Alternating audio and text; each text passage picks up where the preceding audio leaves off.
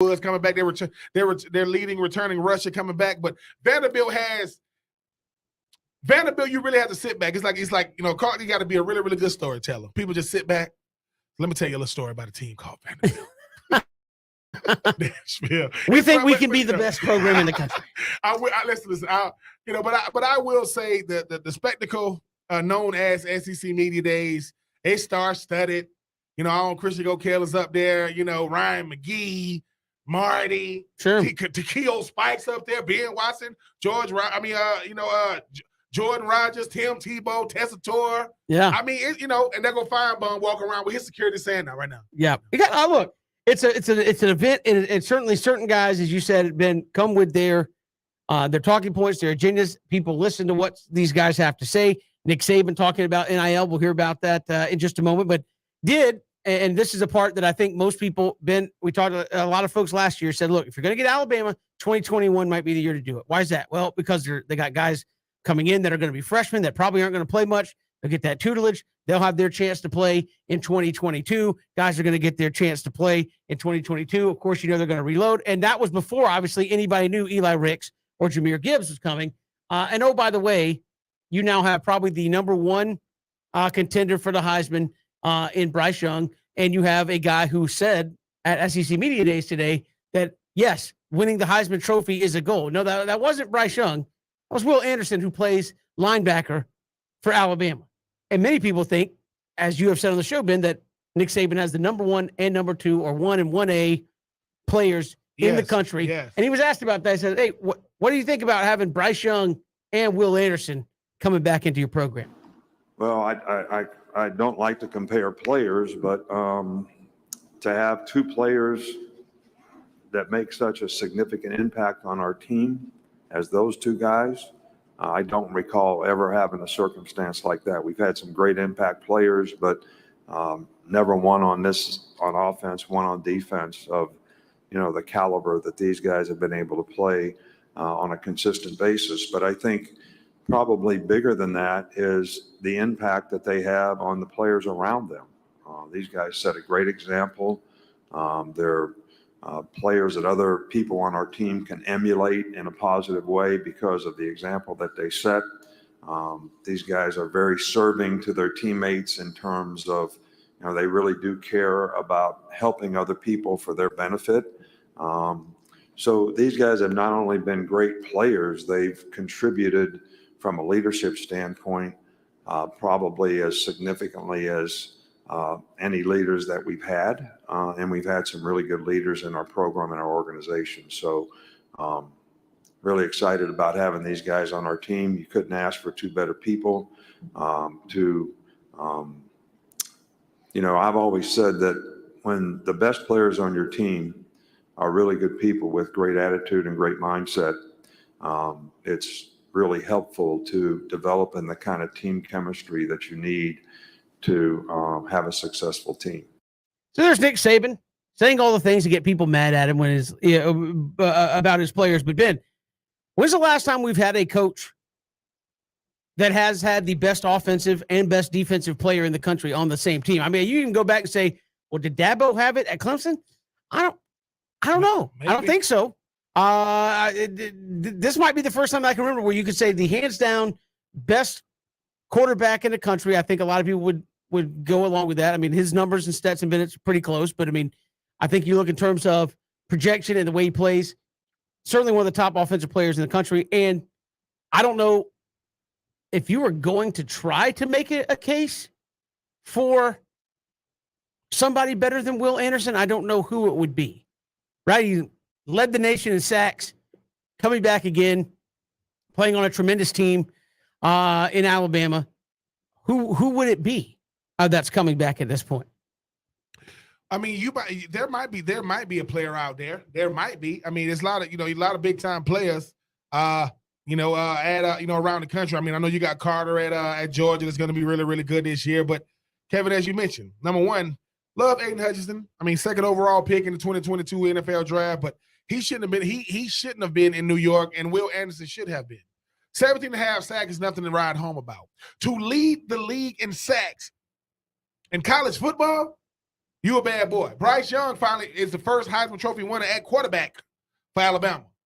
Every Heisman Trophy winner that's ever come through Alabama got coached under Nick Saban. Ingram, Henry, Smith, now you got Young.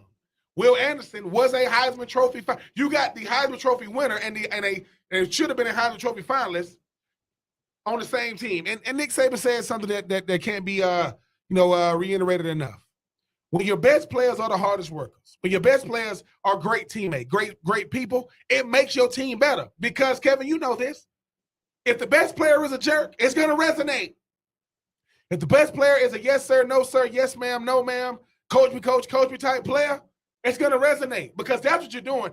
That's what's not told about a college athlete is, now you got to, listen, man, before you can show the way, you got to follow somebody, man. You got to be able to follow somebody that's good. And this is Alabama, man. I mean, good Lord, you're talking about good players, great players.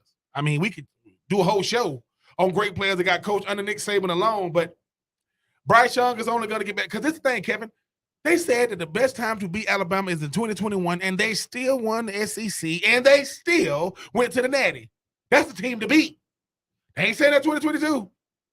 They're not saying that because we know of Bryce and Will Anderson and Henry Totola, and Jameer Gibbs and Ricks. They loaded. They're going to be loaded on the offensive line. You added Jameer Gibbs to a team that didn't need him. They'll take him. You added Ricks to a team that didn't need him. They'll take him. So it's Alabama. Nick Saban, he got that cool, calm, easy going, like he just got out of bed voice because he knows we coming for everybody. Jimbo might be talking trash about, don't be talking trash about me getting my players. He ain't talking trash about the game this year. He ain't said nothing about the game this year because it's might be a little get back this year. Absolutely. Look, and I think everybody's chasing. I think Georgia, the defending national champs, yeah, there's going to be a lot of people talking about them. But I think people look at Nick Saban in Alabama and say they might be the best team. Georgia lost so much to the National Football League that I think people think they were so dominating, Ben, that you can't possibly be that good 2 years in a row. And again, does that mean they're going to go from elite to pathetic? No, but I mean, you're talking about all-time historically good on one side of the ball, and you lost a bunch of those dudes who are now receiving a paycheck for their abilities. That's going to be hard to replace, especially in the interim. I think Georgia's going to be very, very good. I think they'll be picked to make the college football playoff again. But I think people are looking at Alabama and saying that might be the best team in the country this year in college football. We got so much to get to here. It is 3 and Out all across the Southern Pigskin Radio Network.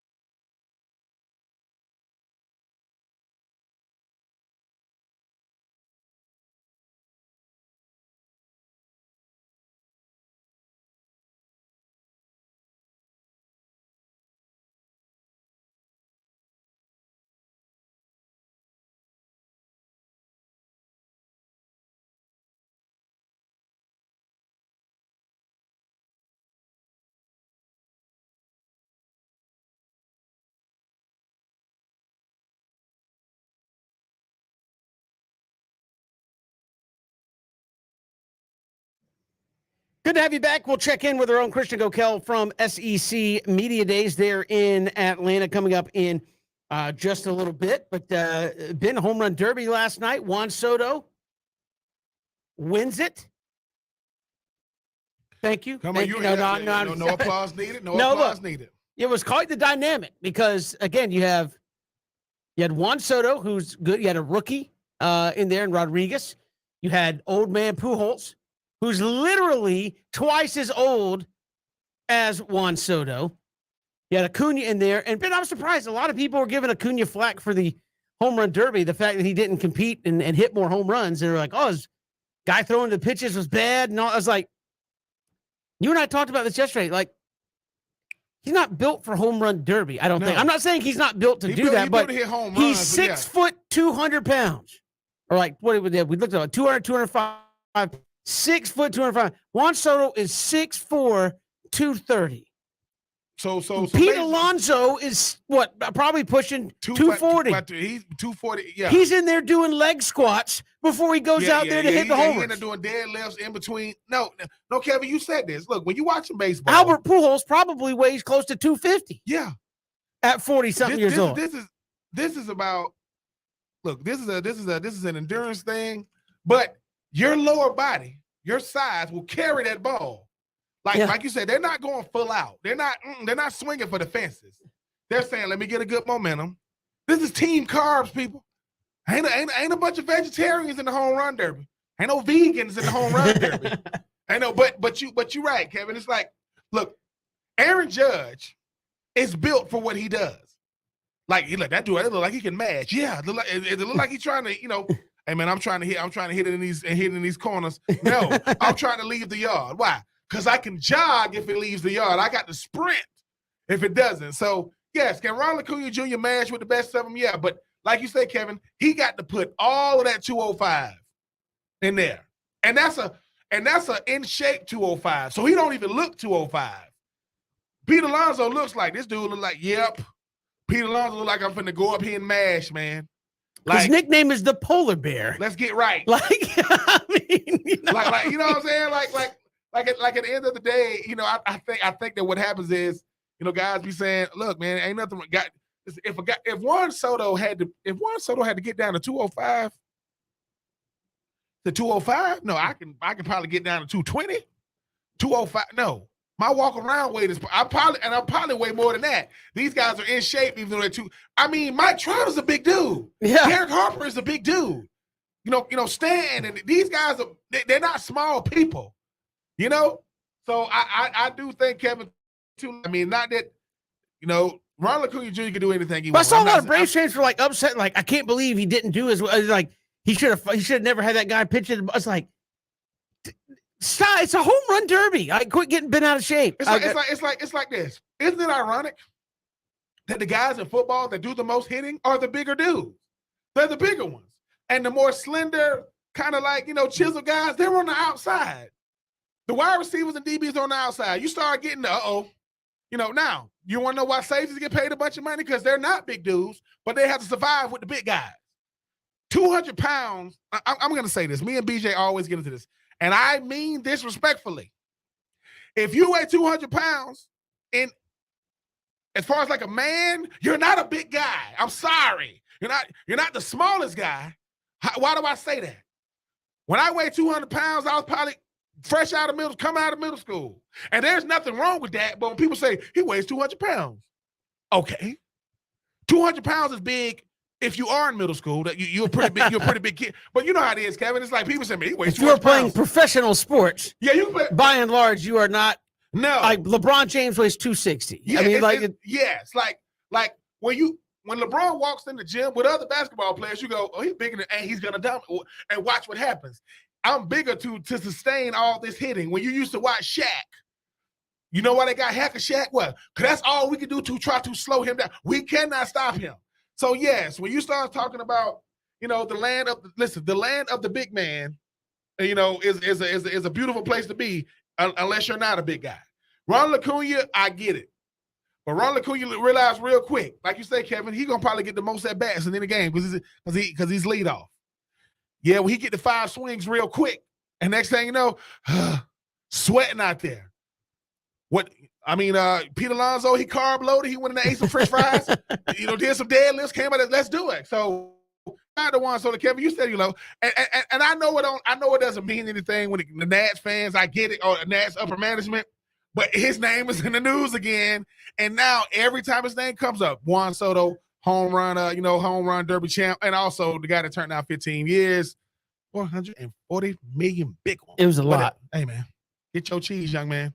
Listen, we ain't doing no breaking news on here, but there's two very big guys. One last name Judge, other last name Soto. One might get to stay on the East Coast, but one of them gonna have to get up out of here. I don't know who it's gonna be.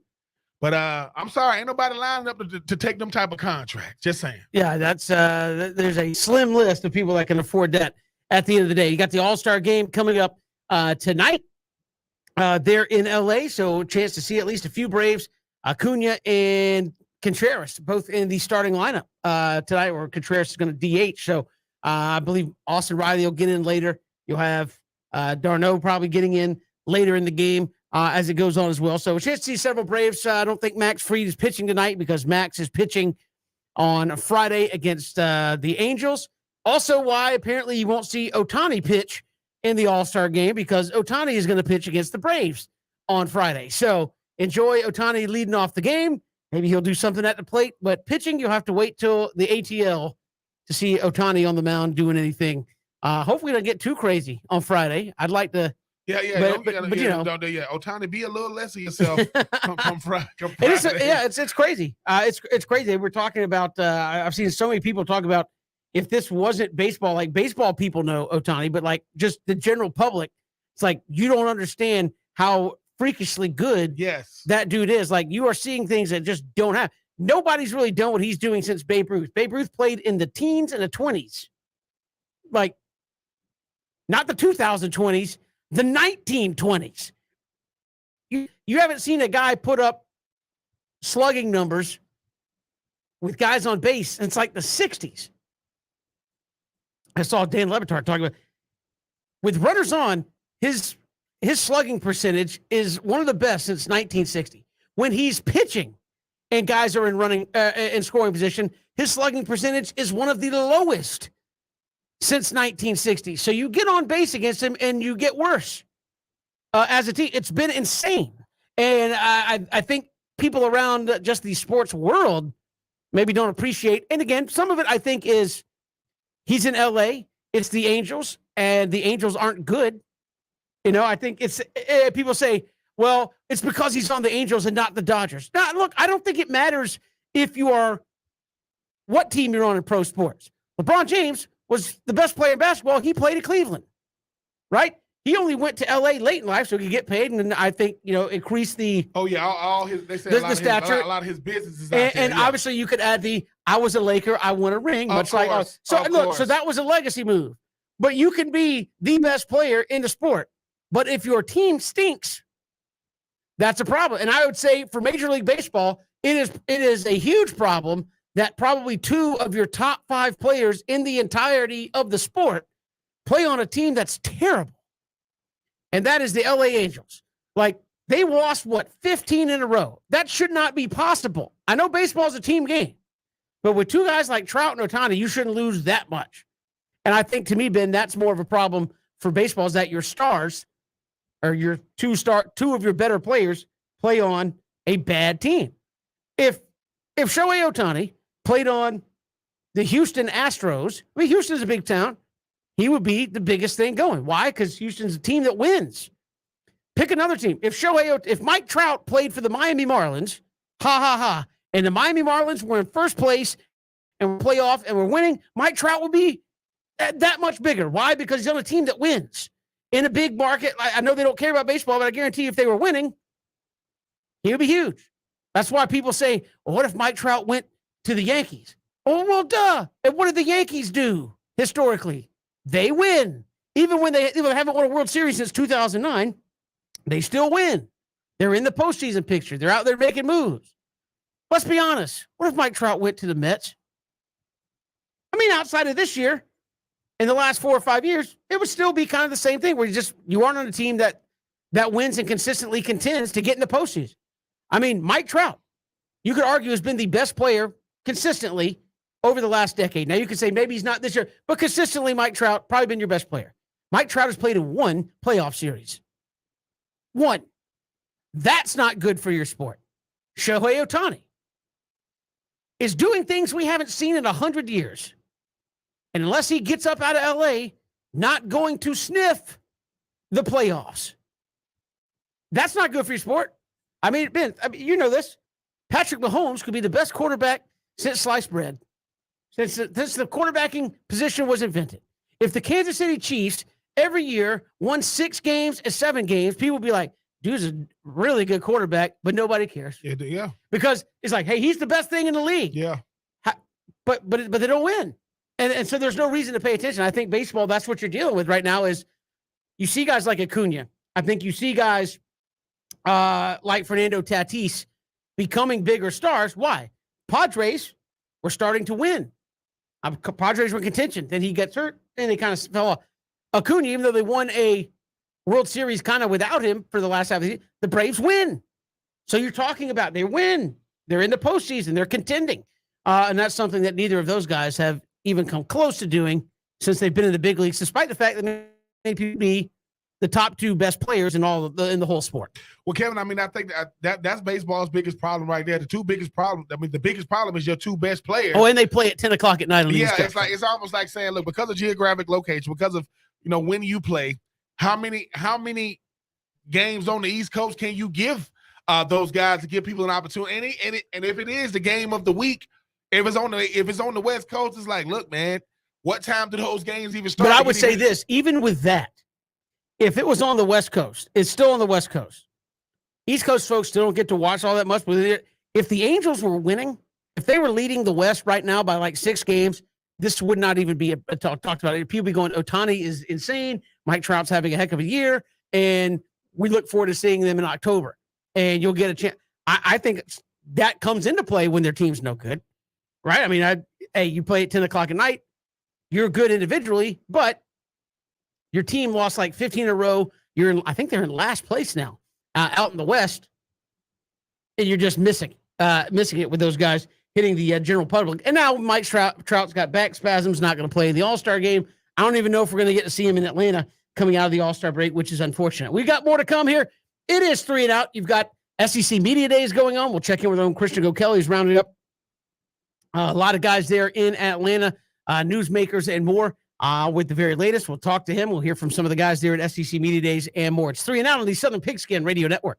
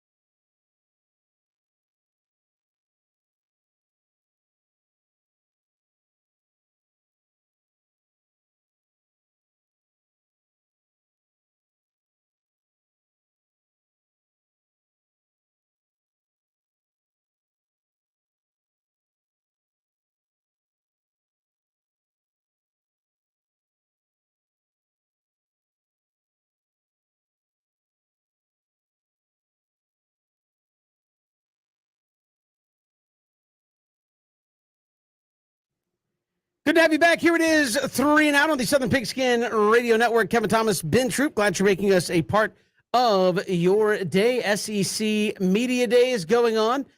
They're in Atlanta, Alabama there today, Vanderbilt, Mississippi State, South Carolina with Shane Beamer. So a lot of folks making the rounds today there in Atlanta. Our own Christian Gokel there in attendance, and recently had a chance today's catch up with ESPN's Ryan McGee talking about the SEC and college football. Welcome back into ESPN Coastal's coverage of SEC Media Days 2022 live from the College Football Hall of Fame. And our next guest, a guy you're very familiar with his voice, if not from our station, then I'm sure you see him on the SEC Network or ESPN or read his stuff on ESPN.com. Senior writer for ESPN, co-host of Marty and McGee, Ryan McGee, kind enough to take some time with us here. Man, it feels good to be at the kickoff of the season.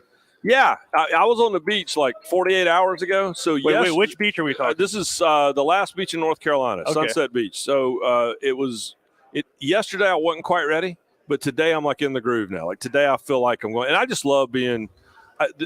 No exaggeration. This building is one of my favorite places on earth. Oh yeah, I love it here, and the great secret is that when we're doing shows or like if we do the College Football Awards, I get to wander around up here. Usually, it's like night at the museum. I get to wander around up here by myself. Oh yeah, and it's awesome. So you got to make sure you get out of here before they lock it up. Yeah. But I love it here. But no, it's great. Yeah, I'm with you. It's good to get in the swing of things. Now, I just like the ambiance, right? Because it's the kickoff of the season, but we're surrounded by the history of it too. Oh, it's the best. And I'm such a nerd about those things. And it's just like this corner over here with Paul Bunyan's axe and the trombone. Yeah. From the Cal Stanford game, and I just this is my happy place. So I know a lot of what we've been talking about for the past 3-4 months is just the peripheral of college football, right? It's the business of college football. But as we're narrowing it down and we're coming to kickoff here, what are some of the stories that are just kind of spinning in your head that you're excited to see play out, or you know are going to play out? Just what's kind of working up there right now? I want to see what Georgia's deal is. You know, the fact that I go back to the column that I wrote. At 3:00 in the morning after Georgia won the national championship was, I followed Stetson Bennett the fourth around, and guy won a national championship. And leading into the game, people are asking, should he be starting the game? Right. And then he played, and then it was awful in the first half, and then he became the hero. And like a week later, everybody's bummed because he didn't leave. Yeah. It's the craziest situation. So he went from we don't really want, that's not the guy, to folk hero, to, is he really going to stick around? And what they have to replace with that team, we've given Kirby Smart, and rightfully so, a lot of credit about recruiting. There's only 4 schools in the country that have recruited at this level. Yeah. It's Alabama, Georgia, Clemson, and Ohio State. That's it. And, now we get to see if everything that Georgia has done is really there, and can they plug and play like Alabama has done? Because the last time when they should have won a national championship, right? It took a minute, to recover, and they were great, but they weren't back to that level. And so I'm really, really curious to see how they handle that. And it feels like it has to be a letdown because it was such a gigantic moment, but their roster's so loaded. But yeah, I'm pulling for Stetson Bennett. I hope he has the greatest season of all time, just because the people that the parade was barely over. I was like, are you really going to stay? Yeah, he's going to stay. Yeah. Of course he is. Well, he said he made a decision about it, and really there shouldn't have been a decision to make, right? You're coming back, but the fact that he had to make a decision, it's ridiculous. But I wanted to ask, because you're talking about Georgia reloading this year, Jeremy Pruitt said, a guy who's coached with Kirby Smart and Nick Saban, that if anybody's uniquely prepared for this challenge of winning a national championship and losing that many guys, it's Kirby Smart, because he got to witness the pitfalls of a team after winning a national championship while with Alabama. Do you put any weight to that? Oh, 100%. No, the experience is everything. We were just talking to Shane Beamer, and he's just starting his second year as a head coach. And he's talking about all the things that he's had to deal with. Clark Lee, all the things he's had to deal with. There's still a learning curve there. Kirby Smart really never had a learning curve. Right. He was ready for that job.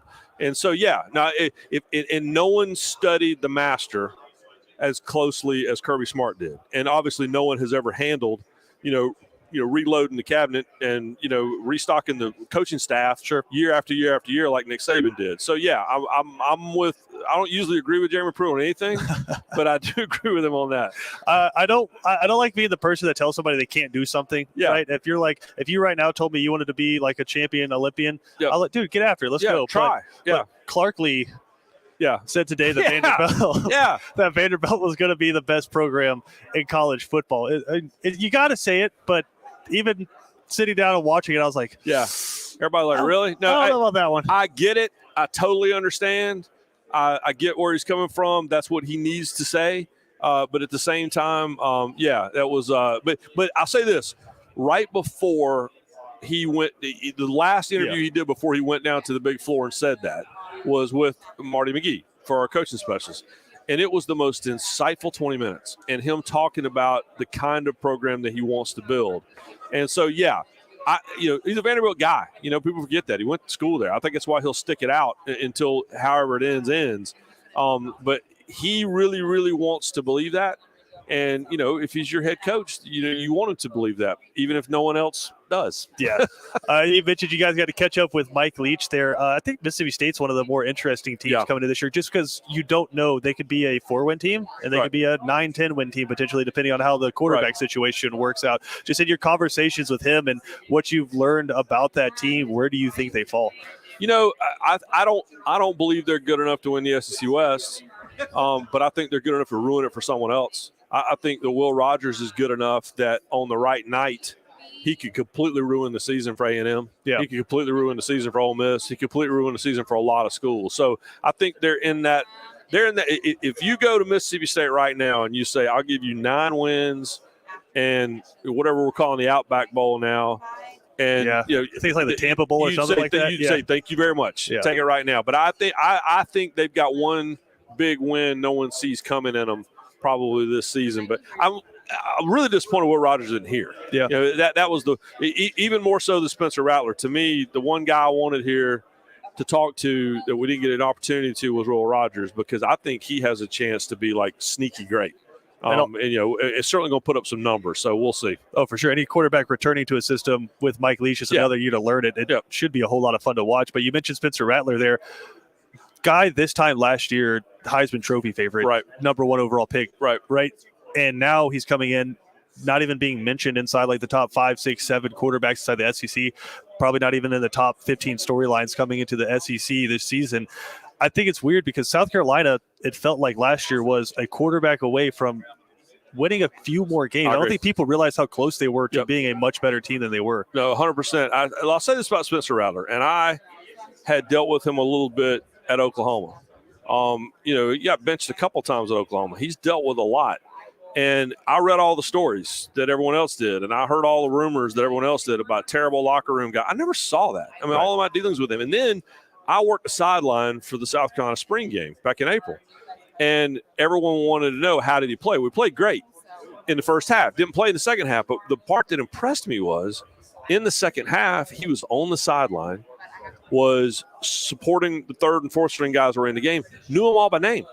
Guy hadn't been there since February. Yeah. And so everything I've heard about him, I have not seen. That doesn't mean it hadn't happened, but I've not seen it. And Shane Beamer, when we talked to him today, was super complimentary, not just about – listen, they also got the best player from Wake Forest to transfer in. They got the best player from one of the best what I call 1AA FCS programs to transfer in. Right. They have a chance to get a lot better, a lot quicker. Unfortunately, their schedule is brutal. Yeah. But Rattler's seen it all, man. So I don't think anything's gonna rattle. Yeah, Rattler. I don't know. Takeo Spike said they're gonna upset Georgia, dude, and Williams-Brice. And listen, there's a lot of people I'll argue with. Yeah, I'm not arguing with Takeo I'm Spikes. so excited. I didn't know. So I've been at the beach for a couple weeks. I didn't know he was working with us now, and so I walked into we have a big office downstairs for the SEC network, and I walk in there and I was like, I grabbed Roman Harper. I go, is Takeo Spikes? I would recognize that neck anywhere. Does he work for us now? And he's like, yeah. And the press release went out yesterday. So I had no idea. And one of my all-time favorite players. Yeah. But yeah, I'm not. My plan is to not make him angry at ever. Any point. With anything ever. Yeah. Nobody works as hard as you do and cover what you do the way you do unless you love it, right? I mean, right. I love it. We've seen just your passion projects that you put out there, and as much as you write about it, right? And so I recently got the chance, actually before this, stopped off in Columbus and then went over to Auburn. I got to see Jordan Hare for the first time, go to Toomer's Quarter, to Toomer's Drugs, get Spurs and Lemonade, right? It's awesome. And just like standing by an empty stadium. It's the best. It's goosebumps on the back of your neck. And so it's as many places have you been, as much as you cover it, as much as you have to write, like you said, at 3 o'clock in the morning, putting out multiple stories a night and a lot of stuff about stuff I'm sure you don't want to write about. Does it ever change? I mean, do the goosebumps ever go away? I cannot believe they pay me money. I cannot believe that every month, twice a month, I get a piece of paper in the mail with the Walt Disney Company logo on it, and they pay me to do this. Marty and I talk about it all the time, but it's listen, you know this. My dad was a college football referee my entire childhood. And so I got to go to games 3 hours early and had sideline credentials, and we get to hang out. And all I could think was, I'm looking around at the writers and the newspaper photographers and the TV reporters and the radio guys, and I'm like, all these people are getting paid to be here today. How do I get in on this? And so, no, and to your point, the mark of a great sporting venue is what it's like when it's empty. Yeah. You know, you walk into, like I go to Indy 500 every year. 350,000 people there. I kind of like it better when there's no one there because you can just feel it. Jordan Hare's like that. You know, Neyland Stadium's like that. There's, you know, I feel that way everywhere I go in the SEC. And so, no, it's the best, man. And I love going into an empty ballpark or an empty football stadium because then you get the goosebumps, man, and it's that tells you that you're in a special place. Ryan, before we let you go, I know last year you mentioned Stetson Bennett there as one of your stories, but just favorite moment, favorite memory from last year? I know because you write about it all. You're just experiencing it all. Do you have a favorite moment from last year? Yeah, you know, I'm gonna be selfish. Yeah. We took Marty McGee on the road last fall for the first time on Saturday mornings, and when I got, I'm a University of Tennessee alum. Yeah. And when I got to go back to UT, and we did the show on the Hill where I almost flunked out of math class. Yeah. And where I met my wife, and to get to go back to the campus radio station and to get to see all my old friends and my professors, and for us all to enjoy the fact that, are they really letting me do a show right now? You know, with my name on the title. It's that to me, that moment was that one's going to always be special for me. All right. So to recap, Stetson Bennett haters you to calm down. Yeah. College Football Hall of Fame is amazing. And SEC Stadium's just it's the greatest. It's the greatest. No, there you go. That's a feel good show right there. That's man. a heck of a segment right there. Ryan McGee, kind enough to take some time with us here at SEC Media Days, man. We appreciate it. Got to talk to you again during the season, man. Anytime, brother. Ryan McGee joining our own Christian Gokel there at SEC Media Days, Ben, and obviously a lot to talk about with some of those storylines. South Carolina, people forget, as you said, they were playing a guy who was a grad assistant who didn't even have a helmet pads issued at the start of last season. Great storylines today. We got to step aside. It's 3 and Out on the Southern Pigskin Radio Network.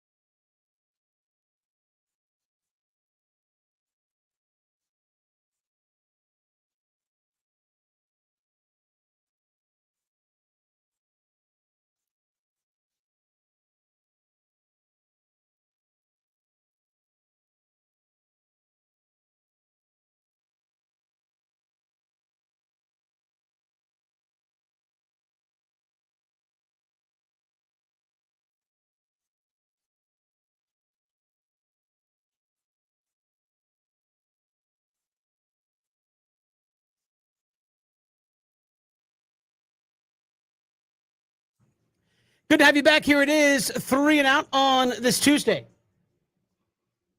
We got Take 3 around the corner. We'll check in with our own Christian Gokel from SEC Media Days. Rich Stiles will join us. We'll talk a little golf. Everybody, Charles Barkley's going to live? Maybe. Ben's looking at me like, what? No, that might happen.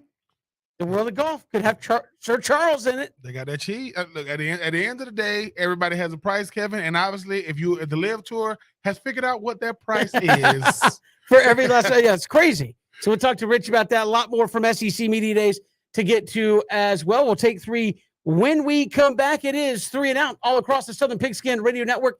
Hit us up on Twitter at Pigskin Radio. We're streaming live, ESPNCoastal.com, and on Facebook, Twitter, and YouTube.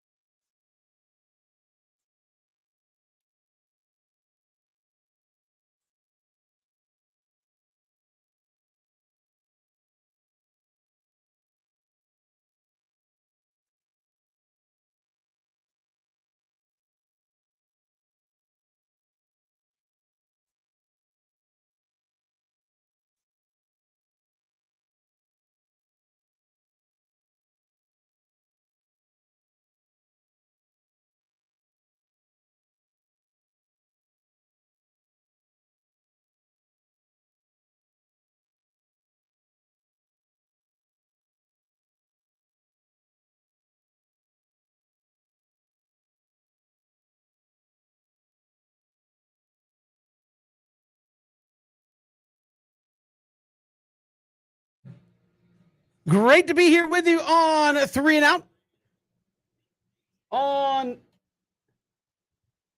Great to be here with you on this, whatever day it is. Tuesday, I had a little snafu there on the intro. On this Tuesday, Kevin Thomas, he is Ben Troop. Glad you're making us a part of your day as we are streaming live at ESPNCoastal.com, also on Facebook, Twitter, and YouTube, as well as the radio network. We'll check in with our own Christian Gokel coming up in just a little bit from SEC Media Age at Alabama, poor Vanderbilt, South Carolina, Mississippi State, all taking the podium there today at SEC Media Day. So we'll get to that coming up in just a little bit. We'll talk to our own Rich Styles coming up in just a little bit as well. Talk a little golf with him. But first, Ben, let's take 3 here on 3 and Out.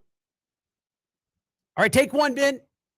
Eddie Goldman, who the Falcons went out, took time, energy, effort to scout, trade for, what have you, signed him as a free agent, helped their defensive line. And when that happened, Ben, you said, oh, man, that's a pretty good free agent signing for the Atlanta Falcons. And had no money, got Eddie Goldman. He said today that he's just going to retire. He told the Falcons he's going to retire.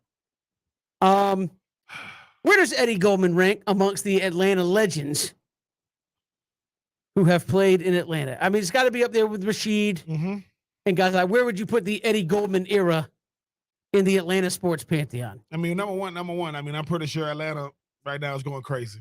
I mean, the fact that he's not going to be there and you knew he was going to be that missing piece to a defensive line that is loaded. Loaded.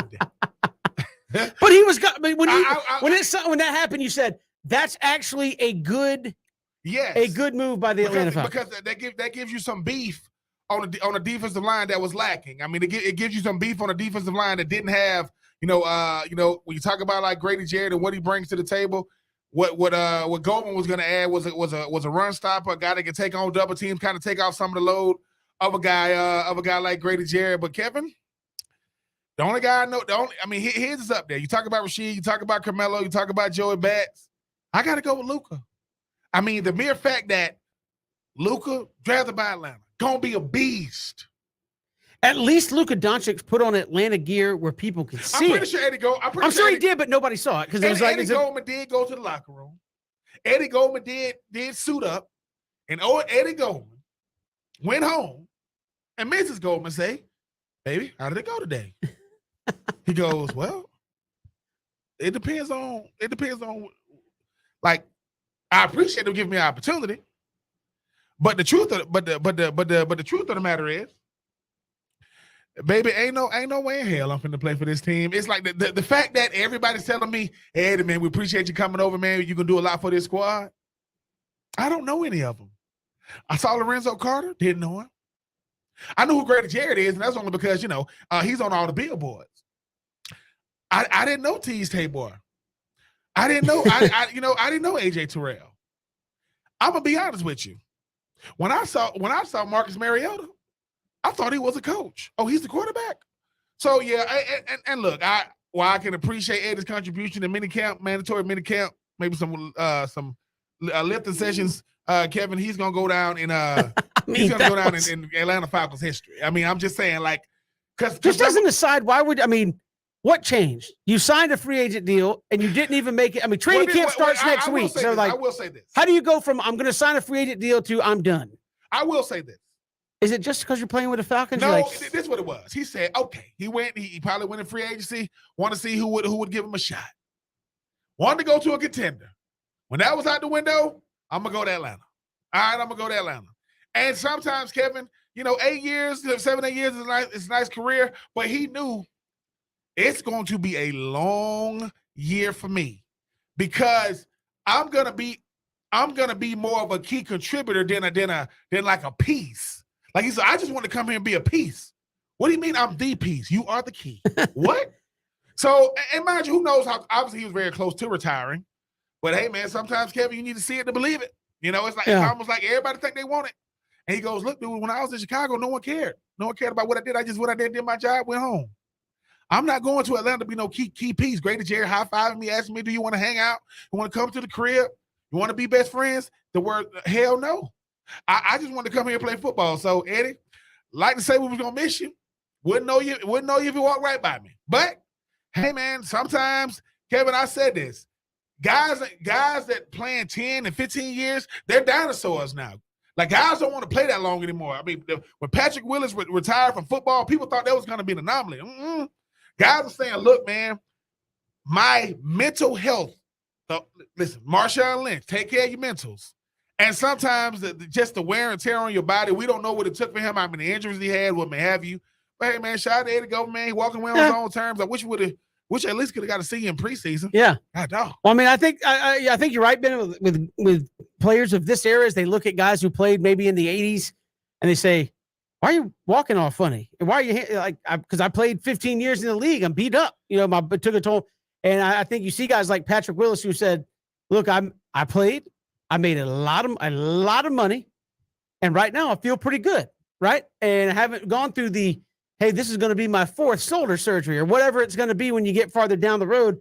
And he said, well, I can just stop now. And maybe we'll see more of that. But that was tough. When I saw that today, I was like, so Eddie Goldman signed with the Falcons, was going to help him out on defense, and then said, nope, not going to do it. All right. We had a chuckle today. This is take 2, by the way. But we had a chuckle today at Clark Lee, who got out there and said, we believe Vanderbilt's going to be the best football program in the country. Oh, okay. You got to say that. Outside of Clark Lee, because I think he would be the obvious answer. Outside of Clark Lee, who has the toughest coaching job in the SEC? The toughest? The toughest coaching job. Ooh. You can't say Vanderbilt because that's obviously we get that. But outside of him, who has the toughest coaching job? Jimbo Fisher. I'm gonna say he gets whatever he wants. Oh, you talking about all things? Okay, I'm saying everything. Yeah. Oh, okay, all things. Not like just on the field. I'm talking about like Clark Lee can say, "Hey, we think," but like you're not getting the money. You're not getting like easy. Eli Drinkwitz. He got the hardest one because here's the thing about Eli, right, Kevin? Number one, when he first got hired, his first SC media days, he forgot he was at SC media days. He started talking about the Sun Belt because he's been there a long time. This is why Eli is always tough, right? He's that part of the SEC to say, dude, they're a good team, but if they are too good, people saying, dude, what's wrong with the rest of the SEC East?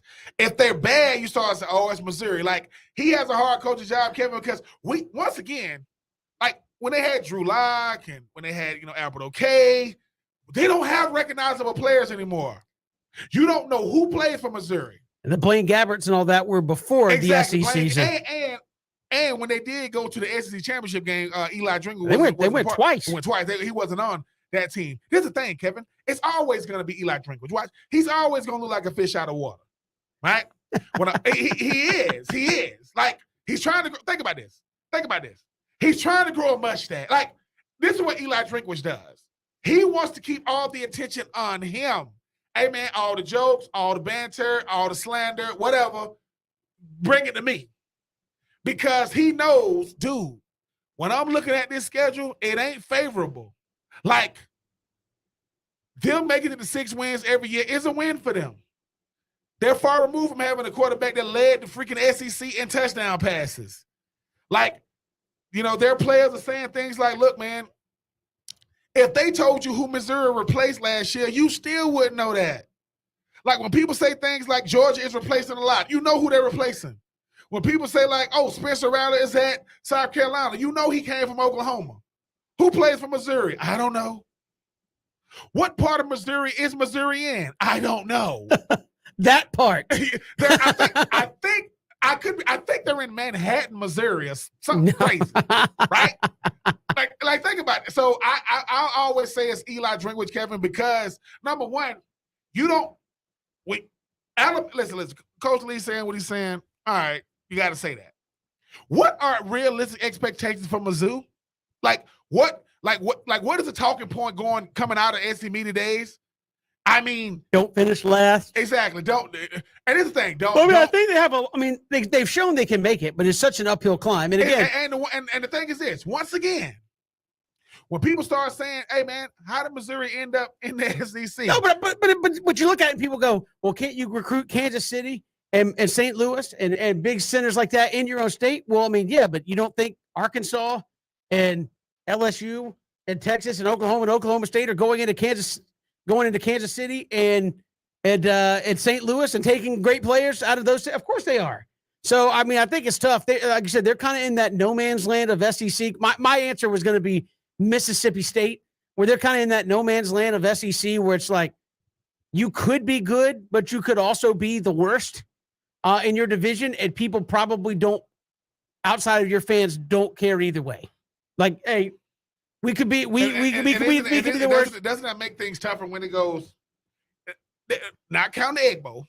They discount you when you're good, and when you're last, people go, yeah, well. Oh yeah, so when you beat people like Mississippi State falls in that category. Like the team, like, is it because it's the thing, right? It's what's wrong with everybody else, not what's right about you. You said it perfectly, where it's like, hey, if you win, everybody's like, well, what's wrong with the rest of them?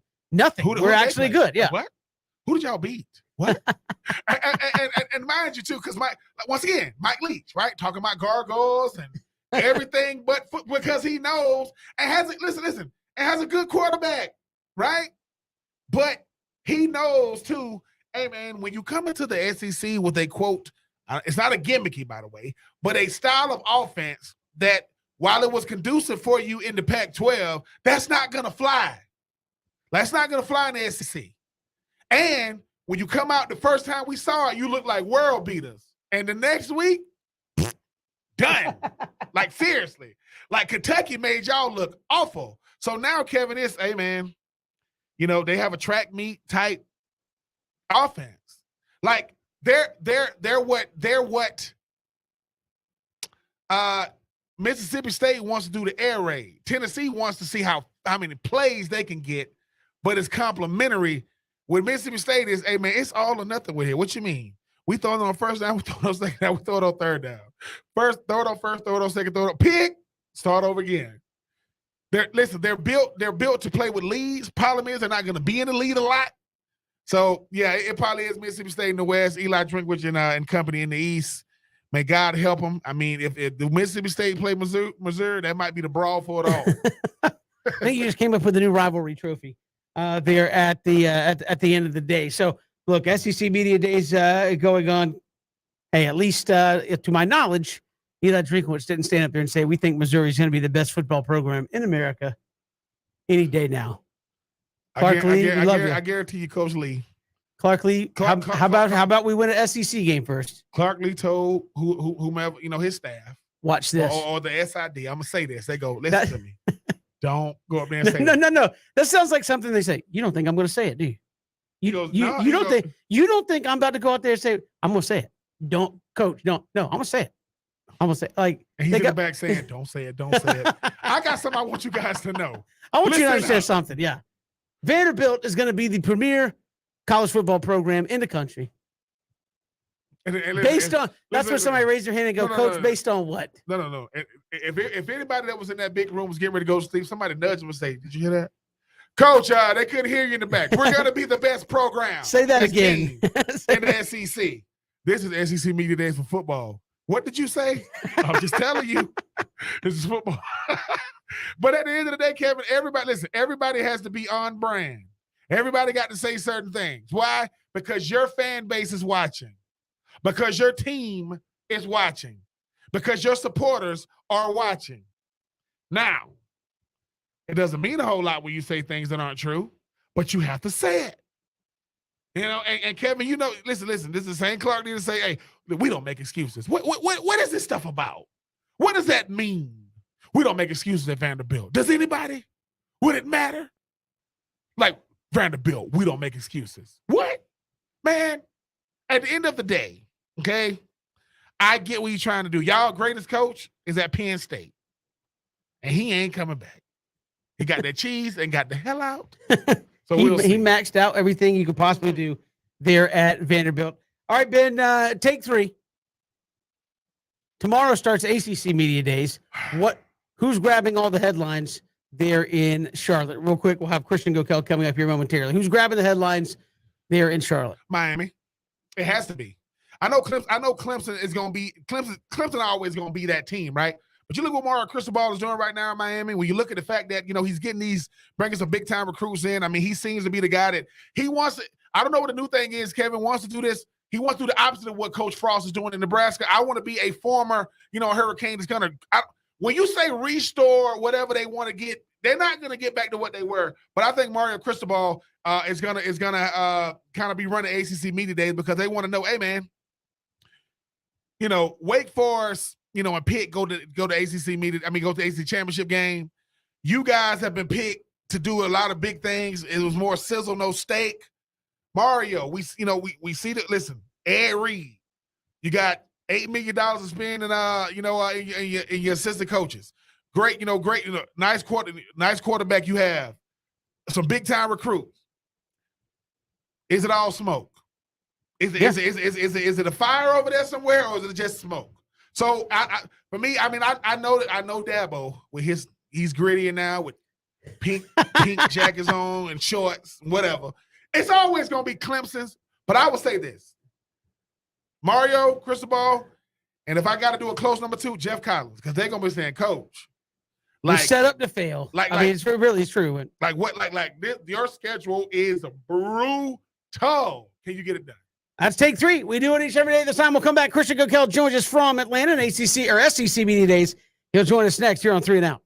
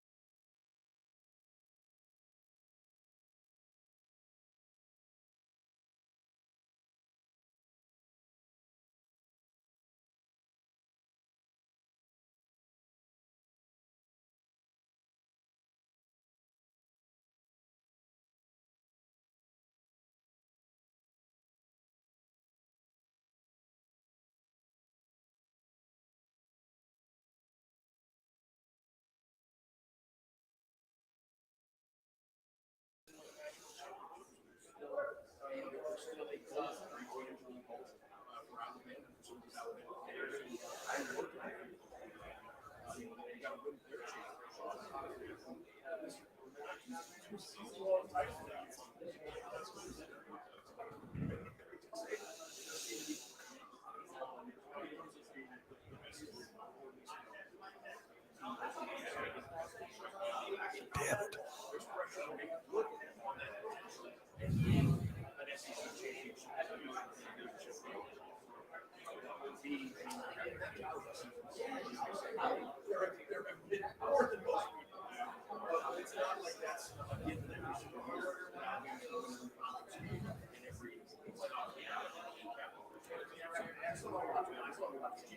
Dan, what do you think about Nick Saban? What do you answer any questions about conference realignment? I mean, he mentioned it with somebody.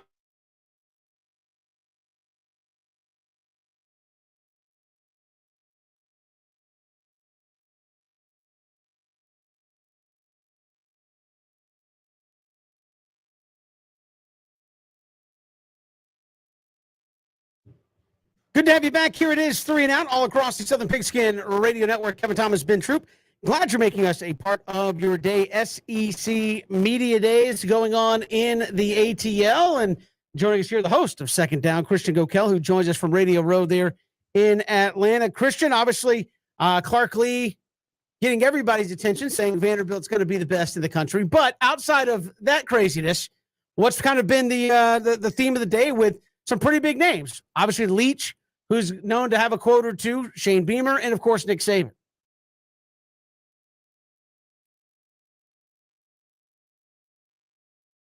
One that you have the most of a crowd around, right? And him coming in today, it was a lot of statements, and I thought a very transparent Nick Saban today about kind of the state of college football right now and where he sees it. And the two buzzwords we kept hearing, of course, NIL, but competitive balance. And it's kind of caused a stir because has there ever really been a competitive balance inside college football? So with all that being said, Nick Saban got to the end of his NIL stuff and said, listen, Alabama's fine with NIL. We're actually really good at NIL. So if y'all want to keep things the same, we're going to continue to be really good at NIL, and the gap's probably going to get bigger. In terms of Clark Lee's statement, I get that he's going to be the meme, right? That's going to be the meme from SEC Media Days. Vanderbilt's going to be the best program in the country. But that being said, what is he supposed to say? He's the head coach of Vanderbilt, right? He's trying to build a program there. It's his alma mater. It's what he's supposed to say. So we're not too far removed from James Franklin having that team as an 8-9 win football team. So, hey, listen, if they can go to Rose Bowls at Stanford, and Orange Bowls at Georgia Tech, there's no reason why Vanderbilt can't do something stupid. Shane Beamer, I mean, he's all over Twitter. He's all over TikTok with, getting into the TikTok world of things. But really, really good year last year, despite the fact that finally got a real quarterback in Spencer Rattler, had a GA last year. What are early impressions of South Carolina? Obviously, Shane Beamer is showing that he is the guy built for what he's doing up there in Columbia. Yeah, and you mentioned quarterback there. You have Spencer Rattler in the room, and he's maybe like the 30th or 40th biggest storyline here at SEC Media Days. It's wild. The fact that dude was this time last year the odds-on favorite to win the Heisman Trophy, was going to be the number 1 or number 2 overall pick, and now all of a sudden it's, oh yeah, they got Spencer Rattler, but they're still South Carolina. Ben, let me ask you this: they lose to Kentucky last year 16-10. You think Spencer Rattler's good for 10 or for 6 points in that game? I absolutely think so. Right? You lose so many other one-score games. You lose to Missouri by 3 points last year. I think Spencer Rattler's probably good for an extra at least that many points a game, right? So those close losses last year, those games where things got away from him because your offense just can't convert a first down, which you know how important that is, right? Just a first down to let your defense get some rest, right? They couldn't do it last year. Their offense was clunky. So to have Spencer Rattler, if he could be 70 to 80% of what he was as a freshman at Oklahoma, South Carolina is going to be a lot better team than they were last year. Oh, and Christian, I was, while you were saying that, I had been looking up. I saw it. They were running the graphics on each team as they come to the podium, and you didn't realize that they won 7 games last year, and they were plus 90 in a lot of offensive categories. I think scoring offense, they were plus 100. I think it was like 114 in the country in scoring offense. And you sit back and you go, how in the world did they win 7 games with an offense that didn't rate above 90 in any pass, not passing, not rushing, not scoring, like none of that? Were they above 90 and they won 7 games? Yeah, those dudes are going to play some defense. So think about like just Shane Beamer's pedigree, right? He obviously, his father, Beamer Ball, right? Special teams and defense coming from that Virginia Tech lineage. But going out to Oklahoma, all right, I'll hear you when I'm saying like maybe Oklahoma's defenses aren't the best. But he comes and he works at Georgia. And so he was in those meetings with those teams. And so he knows how to build a successful defense. And that's what they did last year. He also knows what it takes to win at the highest level. So if anything else, South Carolina is going to be a well-coached team. They're going to be difficult to move the football on. I think this is going to be a better team than a lot of people expect. Will Anderson has just come out and said publicly, look, I'm trying to win the Heisman. 17 and a half sacks last year. Should have been in New York last year, taking nothing away from Aiden Hutchinson. Christian, Alabama has had a lot of great defensive players, a lot of them. If they've ever had a shot to win the Heisman with a defensive player, how much of a chance do you give a guy like Will Anderson? Yeah, so I spoke to a couple guys about this today. I don't know if y'all have heard from them yet, but Roman Harper and Joe Tessitore both talking about this. Roman Harper said that Will Anderson is the best defensive player Nick Saban has ever had. Like, you think about the guys that he's had, just Reuben Foster. You say he's a better defensive player than Reuben Foster. Don't get me started on the plethora of defensive linemen because we don't have enough time in the show for me to list them all, right? The secondary, he says Will Anderson's the best of them all. And then Joe Tessitore says that Will Anderson should have won the Heisman Trophy last year. Not he should have been in New York. Joe Tessitore is ready to burn down the way the Heisman Trophy operates because Will Anderson didn't win it last year. And the reason why I think he can do it is the guy on the other side of him. Dallas Turner's a freak. We saw it in the national championship game for Georgia fans trying to remember who that was. The guy who sacked Stetson Bennett the play before he threw the touchdown to A.D. Mitchell was true freshman Dallas Turner, who had a better true freshman year than Will Anderson did. And Will Anderson said he's better than him. So, Ben, you know offensive football better than me and scheming up, stopping an edge rusher. If you have two guys that are that good, it's to me kind of like DeMarcus Ware and Von Miller, right? Who do you block? And so Will Anderson, you don't think he can build off of 30-plus tackles for loss. I believe 17 sacks last year. But if I had to guess, teams are going to be down a lot to Alabama for most of the year, have to throw it around a lot. I think Will Anderson is going to eat, and I don't see any reason why he's not in New York potentially winning the Heisman Trophy. Christian Gokel joining us here from SEC Media Days. Christian, you told me about this earlier. Kirby Smart making waves ahead of Georgia, who's going to be there tomorrow, saying, I think he was out in Texas at a high school coaches thing, saying, look, in June last year, this is before they win the national championship, I was done. We were recruiting every day. I was ready to pack it up and go. And I first saw, I was like, man, that's an interesting comment to make. And you kind of read more of the context, and it is just the grind that is being an SEC coach. I think that was what he says, like basically admitting like that got to me. And you saw Matt Luke resign and say, look, this isn't sustainable in having a family life. And maybe Kirby looked at it and said, I'm about done with this. And apparently has made some changes to Georgia staff. They don't recruit on Mondays. They do nothing. They come in at noon on Fridays to host recruits that night. So it's not an all day thing. But it seems like Kirby very close to that burnout stage is saying, look, this, in the pursuit of this, how much are we willing to keep pushing in order to do this? Are we just going to kill ourselves 24/7? And maybe that pushes me to a point to evaluate, is this all worth doing 24/7, 365? Yeah. So to be fair, he came out and clarified. He actually reached out, and Mike Griffith put out an updated story, or Kirby Smart kind of clarified. We was talking about saying kind of we were making a big deal out of it. But the reason why you have to make a big deal out of it about it, right? Number one, the quote, which is, I was ready to step down. I was ready to walk away. And also the fact that he's been scheduled to get a raise now for a few months and nothing has happened on his extension. So there's a reason for Georgia fans to have pause. There's a reason for Georgia beat reporters to be pursuing this as a squeeze me. Like, what'd you say? Because you're supposed to be making $11 million a year right now. You're currently sitting about $7 to $8 million a year. You haven't gotten that extension yet, and now you're talking about you thought about walking away. So until he signs that extension, and I'm sure he's going to be asked about it ad nauseum tomorrow, until he signs that extension, it's a story. And what you said is right, Kevin. These guys think about their job. It used to be one of the harder jobs. I know Jerry Jones has said forever college coaches deserve to be paid more than NFL coaches because NFL coaches don't have to recruit. They're doing a whole nother full-time plus job on top of being a coach at an elite level.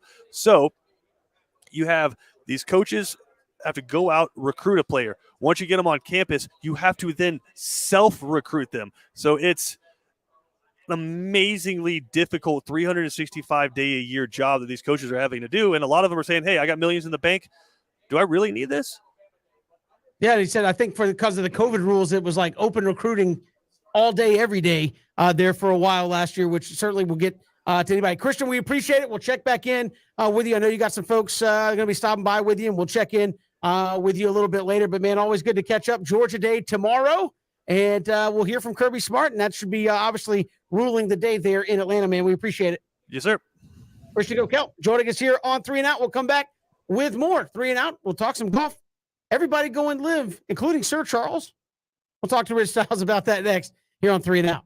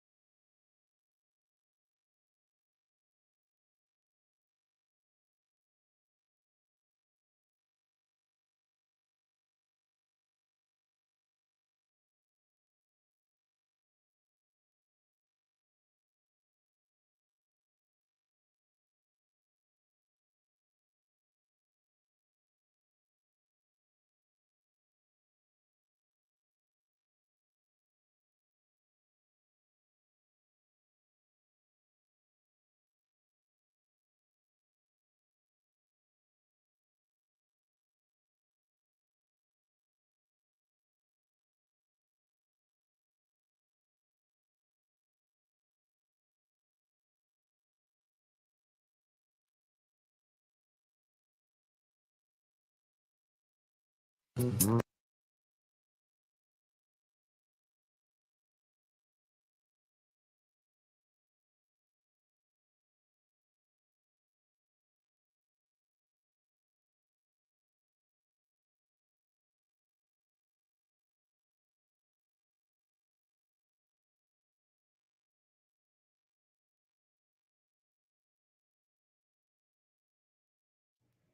to have you back. Here it is, 3 and Out on this Tuesday. Glad you're making us a part of your day. Streaming live, ESPNCoastal.com, and on Facebook, Twitter, and YouTube. Golf world just continues to be crazy. And joining us here, the host of the Back Nine Boys Golf Show, which you can catch Saturday and Sunday mornings at 8 a.m. Rich Stiles joins us here on 3 and Out. Rich, how are you? Probably not as crazy as what's going on in the golf world right now. Hey, look, Cam Smith wins the Open Championship, a beautiful accomplishment, played tremendous golf coming down the stretch against Rory McIlroy as well. And like the second question is, so we hear you might be flirting to go to that other tour over there, and he has to kind of give the non-answer answer. This has become an issue, obviously, for golf increasingly. I know when it first happened, guys were like, oh, it's Phil, guys that are over the hill, doesn't really matter all that much. That they're going for the money, will be fine. But it seems like every week you get a new name, a new face who's saying, yeah, I guess I'm going to go take the money. It's all about the money. I mean, there is just no doubt. And yes, a lot of the guys are older, and now some of the guys are younger because they realize it's one of those once-in-a-lifetime opportunities where the money is just too unbelievably large to not do, and it's just going to be an interesting ride at this point. Now, I know it was rumored that he may be going, but now I hear that he's going to stay until at least after the FedEx Cup's playoff because he's got a lot of money that he could still win. After that, who knows? But you know, it is a battle that's going on between the two tours, and it is all about money. And even with the PGA though, Rich, I mean, obviously, you know, they're all about the prestige and the traditions of all these tournaments that they have, the majors that they have. But Rich, you know the same. Right now, there's no way the PGA and the LIV Tour are going to find a way to, you know, let cooler heads prevail. But that's right now. Is there any possibility in the near future that the PGA comes out and says, look, we found a way to kind of, you know, bridge this gap between us and the LIV Tour, only because it just makes more financial sense, especially when we're going to keep continuing to lose guys on our tour?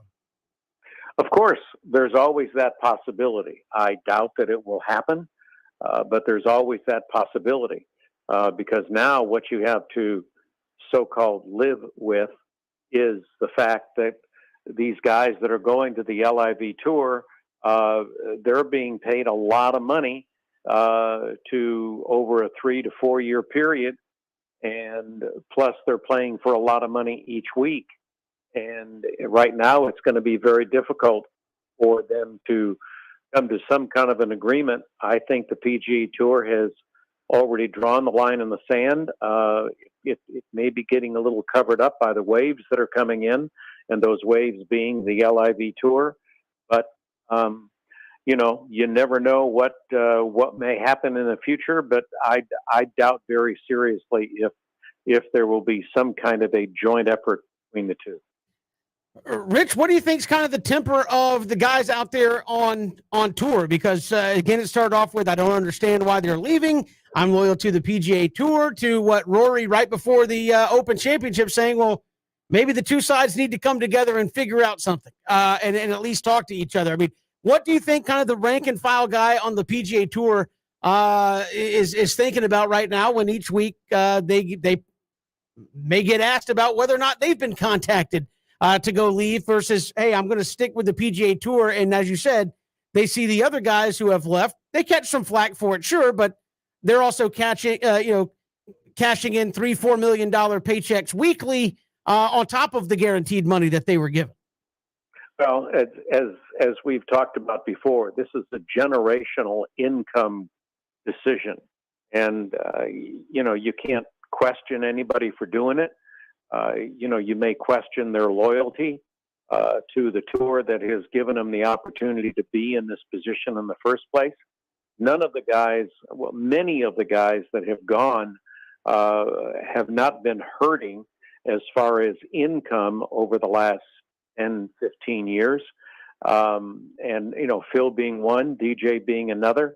It's just one of those things where you end up walking away from what's brought you to the table, and you're trying to move into another table, and that table's got a lot more poker chips in line, and they're yours for the taking.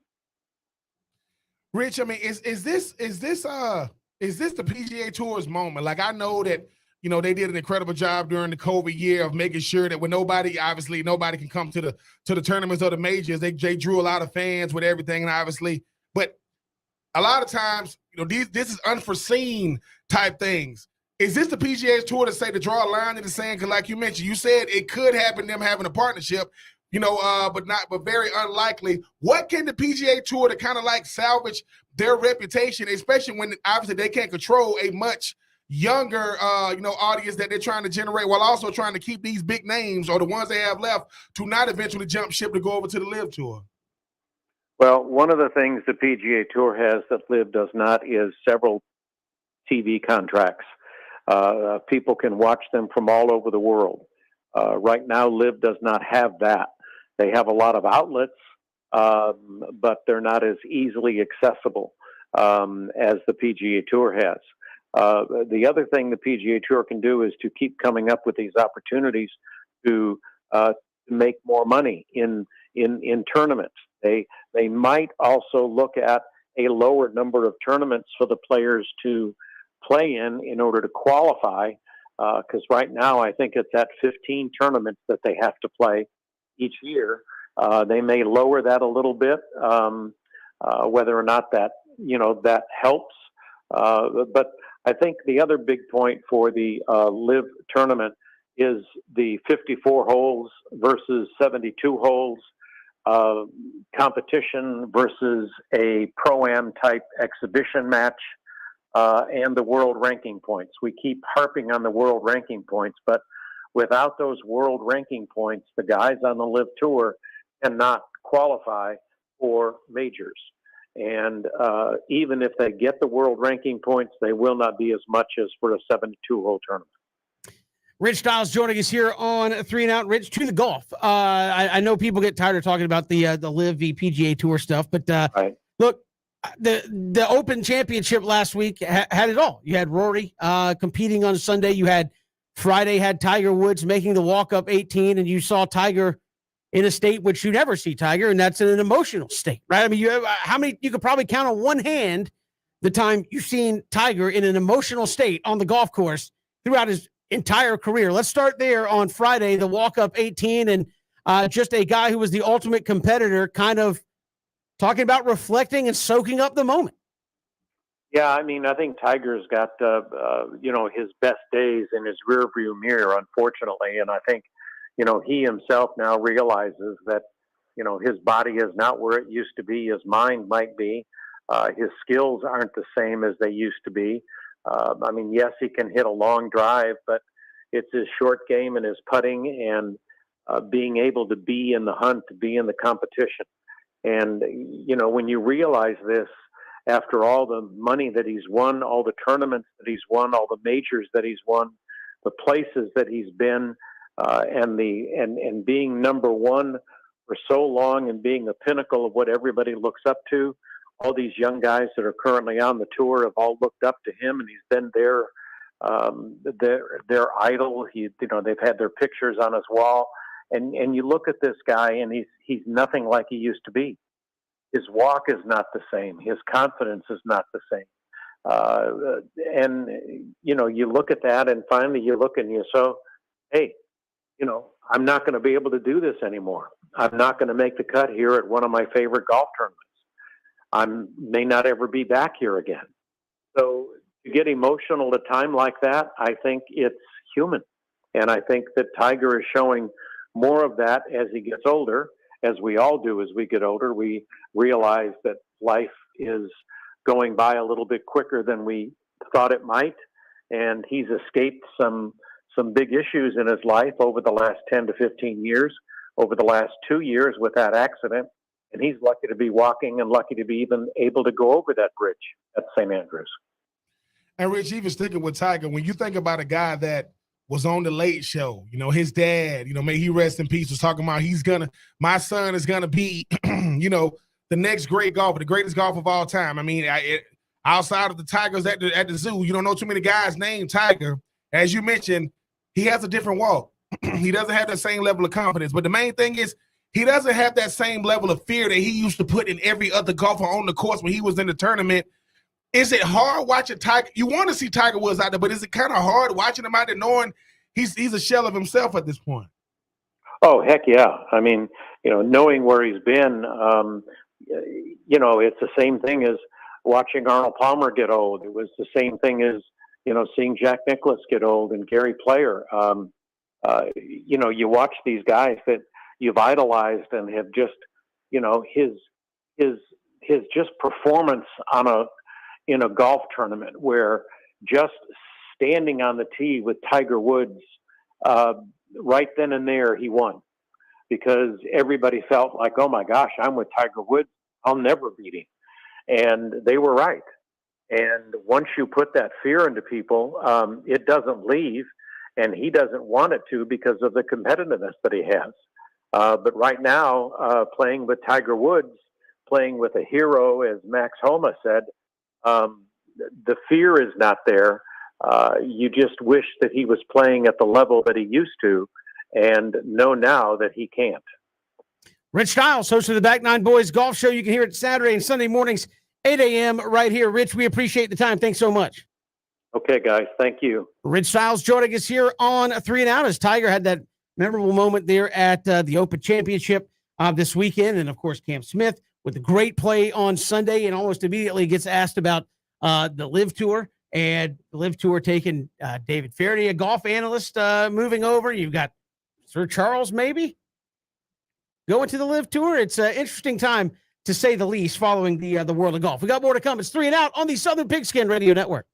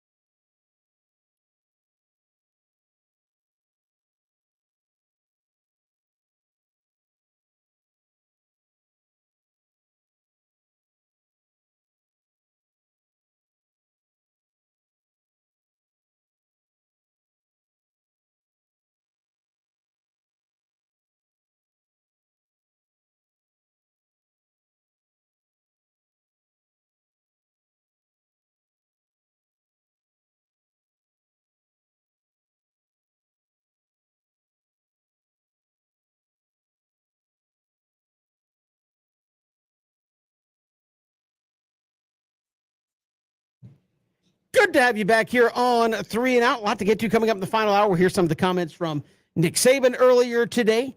Our own Christian Gokel will check in with him. He's got some great folks set to stop by that we'll bring on here on 3 and Out coming up in the final hour of the program. We were just talking with Rich Stiles about guys leaving for the money. I think you just look at all sports. Mike D makes a great point. He says, look at the money being thrown at people. Years ago, we looked up earnings between Dale Sr. and his son, Dale Jr., and even though Dale Sr. won way more races, made hundreds of millions of dollars less than his son. And I think that has to do, I think that's a good point, Mike. Look at baseball players from 10 years ago. Mm-hmm. If I would have told you 10 years ago that somebody would say no to $455 million to play baseball, you would have said, what? I mean, we're still saying that today, but in the last few years, we've seen what, 400, Bryce Harper, Mike Trout, $400 million contracts to the top players in Major League Baseball.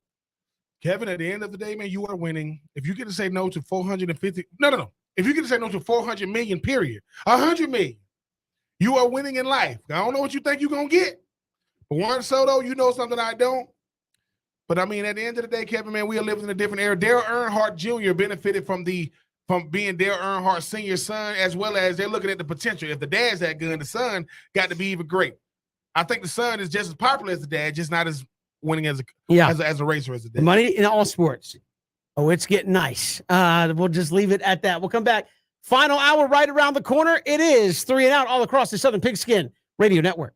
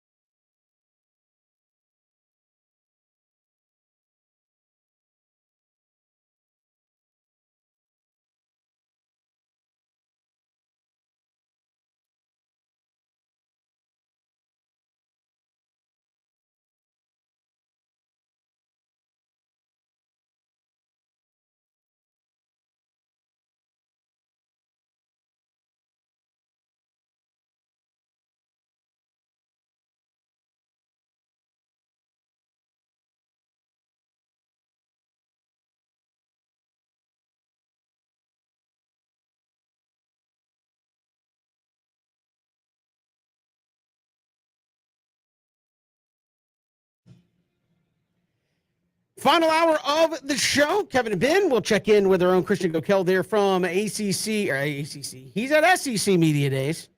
Well, if Christian heard me say that, he'd slap me upside the head. SEC Media Days there in Atlanta. We'll check in with him as it's been Alabama, South Carolina, Texas Tech, Mississippi State. I was thinking Michael Leach, and that's for Michael Leach and Mississippi State, and soon to be the best program in the United States, Clark Lee and Vanderbilt, making the rounds today at SEC Media Days. But let's talk. We'll hear from Nick Saban in a minute. Ben, talked a little bit about Shane Beamer. Mike Leach, interesting spot. Air raid, it's worked in terms of putting up points everywhere he's been. Had Texas Tech into top 10, had Washington State relevant in the Pac-12. Comes to Starkville and says, look, we're going to put in the air raid. Game 1, COVID year, they punch LSU in the mouth. Right? They punch LSU in the mouth there to start off the Mike Leach career. Is this a guy that, and again, right now the bar is so difficult, and we'll see what the SEC transitions to once Oklahoma and Texas come in. Right now it is so difficult to beat Alabama in the West. And then on top of that, who you have to beat consistently to get off the bottom in the West. How do you see Mike Leach and what he's been able to do there in Starkville? I mean, I do think, Kevin, I mean, it's such a one-trick pony type of offense, and it does work. The problem is, what are we looking at as far as, like, what is the barometer of success with an offense like this? Because when it's on, it's on. The problem is, Kevin, you're in the best conference with the best players, with the best coaches, with the most sophisticated schemes. These teams can ill afford to lose to you, because that would mean, wait a minute, you can't stop an air raid that's only been around for 2 years. You can't stop an air raid with the best cornerbacks, the best safeties, the best D linemen in the country. I think the thing about Mike Leach is, for what he wants to do, it works. The problem is what type of successes he's looking to have outside of Starkville, because, as you mentioned, we didn't know that 2020 LSU was going to have the season that it had. Their highlight of that year was obviously, beating Florida at Florida. Right. When you talk about a Mississippi State team, yeah, I mean, Will Rogers got a really, really good quarterback, but the problem with that is, Kevin, when Mississippi State loses, they lose bad. Like, it's not, these are lopsided losses, but they'll beat a team like Texas A&M. So that'll be our, man, we can beat Texas A&M, yeah, but can you win consistently with an offense that doesn't help, even if you got a good defense? As you mentioned, Kevin, everything is through the air. You got a running game, it's through the air. You got solid offensive alignment, it's through the air. It doesn't help the team, even though, Mike Leach is known for one thing. Can you add another trick to this offense? I've always thought the problem with the air raid, and I've had my chance to watch the air raid from, going to school at Valdosta State when Hal Mumme ran it. You got to see it with Chris Hatcher. When he ran it, you've got to watch it with Mike Leach when he runs the air raid. And I know these coaches will tell you that's not the case. Look at the numbers. My biggest problem I've seen with the air raid is when you're ahead and you're winning, it's good. And when you have complementary defense, the problem is when you're in a tight, close game, and it hasn't always been the case, but I see it more with Mike Leach's guys when they were at Texas Tech and Washington State, when you are in a tight game late and you are winning. I mean, if you're up 17-20, it's a fun offense because you could keep doing what you're doing and keep but when you're in a tight game late, 7 points, 10 points that I've noticed, and there's 3 minutes left, and you're sitting there going, Coach Leach, if you could just run the ball 3 times and pick up a first down, the game would be over. And they haven't consistently, to me, always been able to do that. To me, has been the drawback of when you have to run the ball and everybody knows you want to run the ball to put the game away, you can't do it. And to me, that's a staple in SEC football. Take the most wide open offense you can think of the last few years in college football in the SEC. Ole Miss, Alabama. When they have a lead late, we could talk all you want about Bryce Young and his ability to throw the football, big receivers. They had a lead. We're going to give it to Brandon Robinson, and we're going to milk this thing and burn up 3-4 minutes. Even if we have to punt, we're going to milk the game away and close it out. And I think Mike Leach hasn't traditionally been able to do that. When you're up 7-10, you still feel nervous because you're like, man, we are 1 3 and out that takes 20 seconds off the clock from punting this thing back and having to go, uh-oh. And to me, if you just had that ability to consistently run the ball and burn up 3-4 minutes in a ball game, what a difference it would be. And you just have not, to me, they can yell at me and say I'm wrong, haven't seen that from an air raid consistently in a close, tight game on a big stage where it's like, you're up 7 points, Mike Leach. We need a first down. We need to run the ball and you need a first down, and you can't do it. And that to me is the big problem. Mike Leach needs to take a, he needs to look at the guy in the same division, the best college football coach of all time, and watch what nobody's more stubborn than the greatest coach in college football history. That's Nick Saban. Nick Saban used to play boring football. We're going to stop for you with defense, and we're going to ground and pound. They did that until AJ McCarron comes in. They kind of aired it out a little bit, but he had Amari Cooper and company. Right, but come winning time, what are they doing? They got to run the football. But this is the thing, Kevin. When Tua came, we're willing to do it, but we still got the ground and pound if we need it. It's almost like Mike Leach is afraid to say, "Man, I don't want to make it look like the thing that I got famous for. I got to add something to it to win consistently." Meaning what? Run the football. It's like saying, dude, no, you got to add that in your offense. I get it. Look, Mike Leach, you listen, when you coaches at places like Valdosta State, I get it. You want where you started, like, man, it's this offense, and we can get the right guys. The problem is, okay, look at your league. Like, look at your league around you. It's different when I got the best athletes every single time I'm on the field. That's not the case anymore. You got good athletes. You don't got the best athletes. So I think what Mike Leach is, it's like if somebody said, Coach, if you just run the ball a little bit, that keeps the defense honest. Why? Those safeties are backing up. So everything is underneath. They're going to come up, make tackles. And like you said, Kevin, if it's 3rd and 6, they're going to stand at 6. They're going to force the receiver to run at 5. They're going to tackle him. We don't have a 4th and 1 play. Like, my offensive linemen never move forward. They're always backing up. And when it's time for them to move another grown man 1 inch, they can't do it.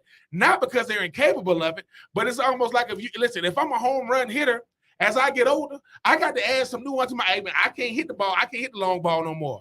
It's easy to add to his game. I think what Mike Leach is, if he could just add some nuance to this offense, because Kevin, you know, like I know. Yeah.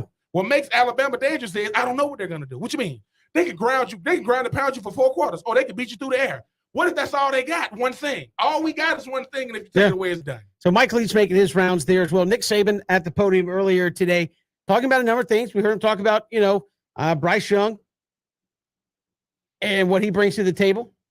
Anderson, unbelievable player, but also NIL. I thought he had some interesting comments earlier today talking about NIL in college athletics. Yeah, well, I don't dislike name, image, and likeness. I'm all for the players. I want players to do well.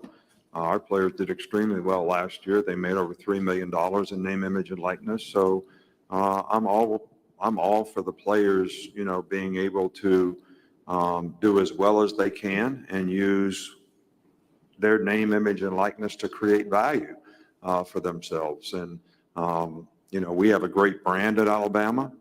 So players are certainly, their value there is going to be enhanced because of the value that our brand can help them create. But, the thing that I have, sort of expressed, not concerns about, but there's got to be some uniformity in protocol of how name, image, and likeness is implemented. And I think there's probably a couple factors that are important in that. How does this impact competitive balance, in college athletics? And is there transparency to maintain fairness across the board in terms of college athletics? And how do we protect the players? Because there's more and more people that are trying to get between, the player and the money. And in the NFL, they have guidelines for agents because the NFL Players Association sort of has rules and regulations about how they, should, professionally, help the players. So that's, something that, we really want to make sure that our players are not being misguided in any way. And the biggest concern is, how does this impact and affect recruiting? Because on the recruiting trail right now, there's a lot of people using this as inducements to go to their school by making promises as to whether they may or may not be able to keep in terms of, what players are doing. And I think that,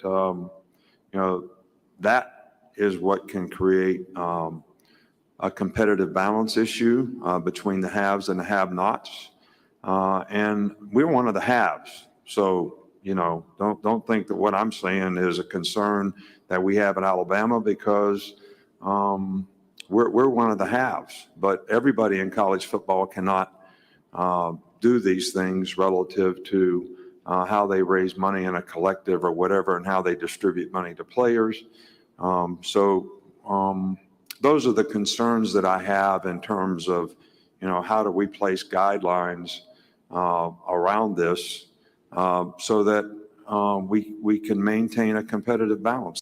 Here's Nick Saban talking about that. Ben, your thoughts quickly. We got a couple minutes here. I can appreciate that he finally, he clarified that I'm not speaking. He's not speaking on behalf of Alabama, of Texas A&M, of Florida, of LSU, of those type of schools. He's speaking on behalf of the Vanderbilts, of the Mississippi States, of the Ole Misses, of the Missouris, and every other school. Because Nick Saban knows this. Look, if I can help boost the revenue of schools not named the big name schools, that's gonna make it more competitive as far as like they go. That you're still not gonna catch the halves. But I can appreciate him trying to speak on behalf of people outside of himself, Kevin, because he knows. Listen, when he throwing out numbers, our kids made over $3 million. That is recruiting. You saw what he did? Oh, he was still doing. He was still recruiting. Our kids made over $3 million. Did you hear me? That's what they. Well, no, I mean, I did. There was a couple of things in there where he's like, I'm worried about people taking advantage of the kids, but our guys, they made $3 million, and certainly coming to a school like Alabama only enhanced that. You saw the backhanded recruiting, it only got enhanced by them coming here. But I think his ideas for reform are, not every school, and we know this, not every school can set aside $15 million to keep guys happy on the roster. You can't do it. Yeah. I would at least appreciate him Ben saying that, where he's like, oh, we can. I mean, we ain't worried about it, but the key to what he said was this. He says, I don't want promises being made that you can't keep. NIL is keeping the promise. The lies that was told during recruiting when there wasn't no money being given out, that's cool. Now, you told me if I come here, I get $100K. What $100K? Check all the blue chip, like you say, Kevin. No. Somebody owe me $300. That's it's like foreshadowing. But hey, Nick Nolte, you better give Neon Badeau his $300, or it's gonna be a problem. Well, I mean, and again, that's what you say. It's like people are making all kind of promises, and that's the thing is nobody to me can speak for a brand that's not been created, right? How can you tell a kid that not that many people outside of fans of your school know that, hey, you're worth $100,000 a year in NIL coming here? Well, you haven't done anything yet on a national stage, even at this school. To me, that stuff is hard to project. We got more to come from SEC Media Days. We'll check in with our own Christian Gokel's got great folks standing by to join us here on 3 and Out, all across the Southern Pigskin Radio Network. We're streaming live, ESPNCoastal.com.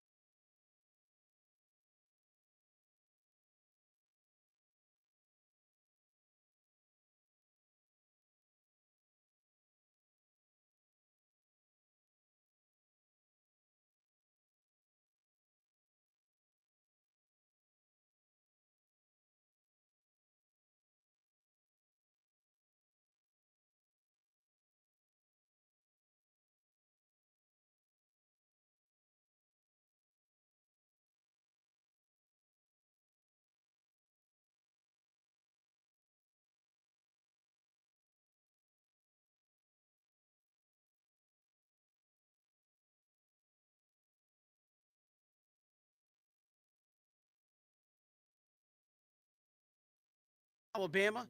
You had Vanderbilt making the early rounds today there at SEC Media Days. And, of course, Kirby Smart coming up tomorrow with Georgia. So a lot to look forward to coming out of the SEC. But earlier, our own Christian Gokel caught up with the man you see all over the SEC and the SEC Network, Joe Tessitore. And Christian had a chance to catch up with Joe T earlier there in Atlanta.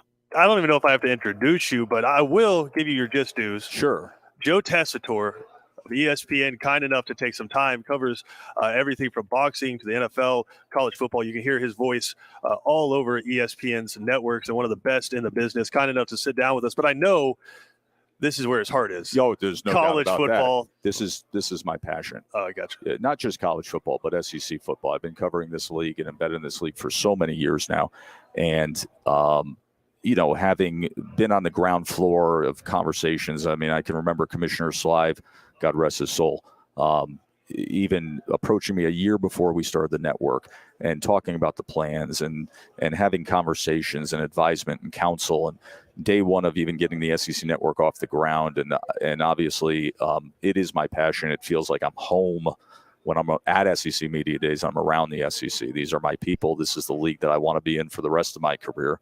I think it's the best brand in all of American sports. What is it that makes it so special to you? Because I know it's tribal. There's a lot of people that feel the same. Yeah, it's tribal. It's religious fervor, and it's how people identify themselves. And when that tagline, the log line, if it means more, is not just a marketing line, it does mean more. Right. It means everything.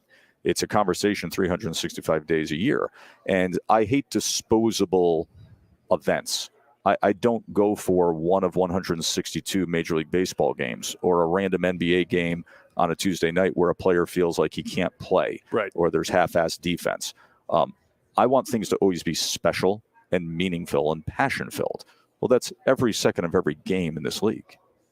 Yeah, and it's just a wonderful event. I think what I've found cool about this year, right, you're projecting forward to the 2022 season, but you're surrounded by history. I really like here at the Hall of Fame, in the college football. This is nice. Also, the ceilings are much higher than at the hotel in Hoover, Alabama, which is nice. You get some natural light.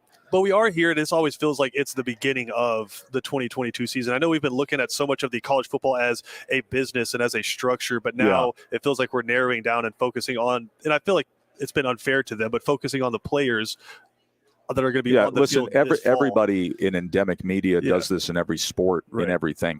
I don't care if it's my world of doing boxing or the NFL does this like crazy, is you cover something so much 365 days a week that you end up covering the business of it rather than the sport of it.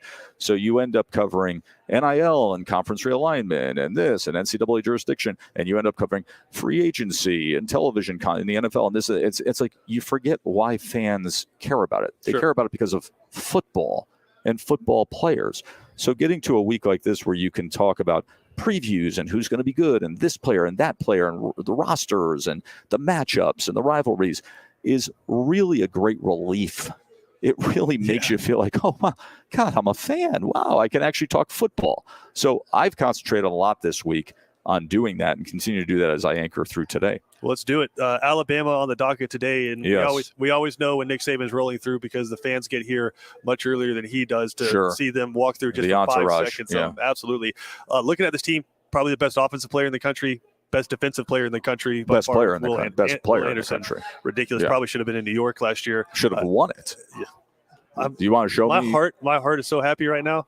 The man had 34.5 tackles for loss and 17.5 sacks and single-handedly took over games. Correct. He was the most unstoppable force in the sport, and it was not close that he was the best player in college football last year. People who listen to the show know how happy I am to hear that. Which, as somebody who was for many years, the Heisman expert on ESPN and, on the Heisman broadcast for a decade, the entire Heisman voting system has to be shredded, burnt to the ground, and rebuilt because it is archaic at this point. It is based on the 1950s, 60s, and 70s and 80s of print journalism and a marketing effort. Right. When you dole out 900 plus votes because you want to make sure that every newspaper across America has a vote, thus gives you coverage. Well, that's antiquated. That is not how America works any longer.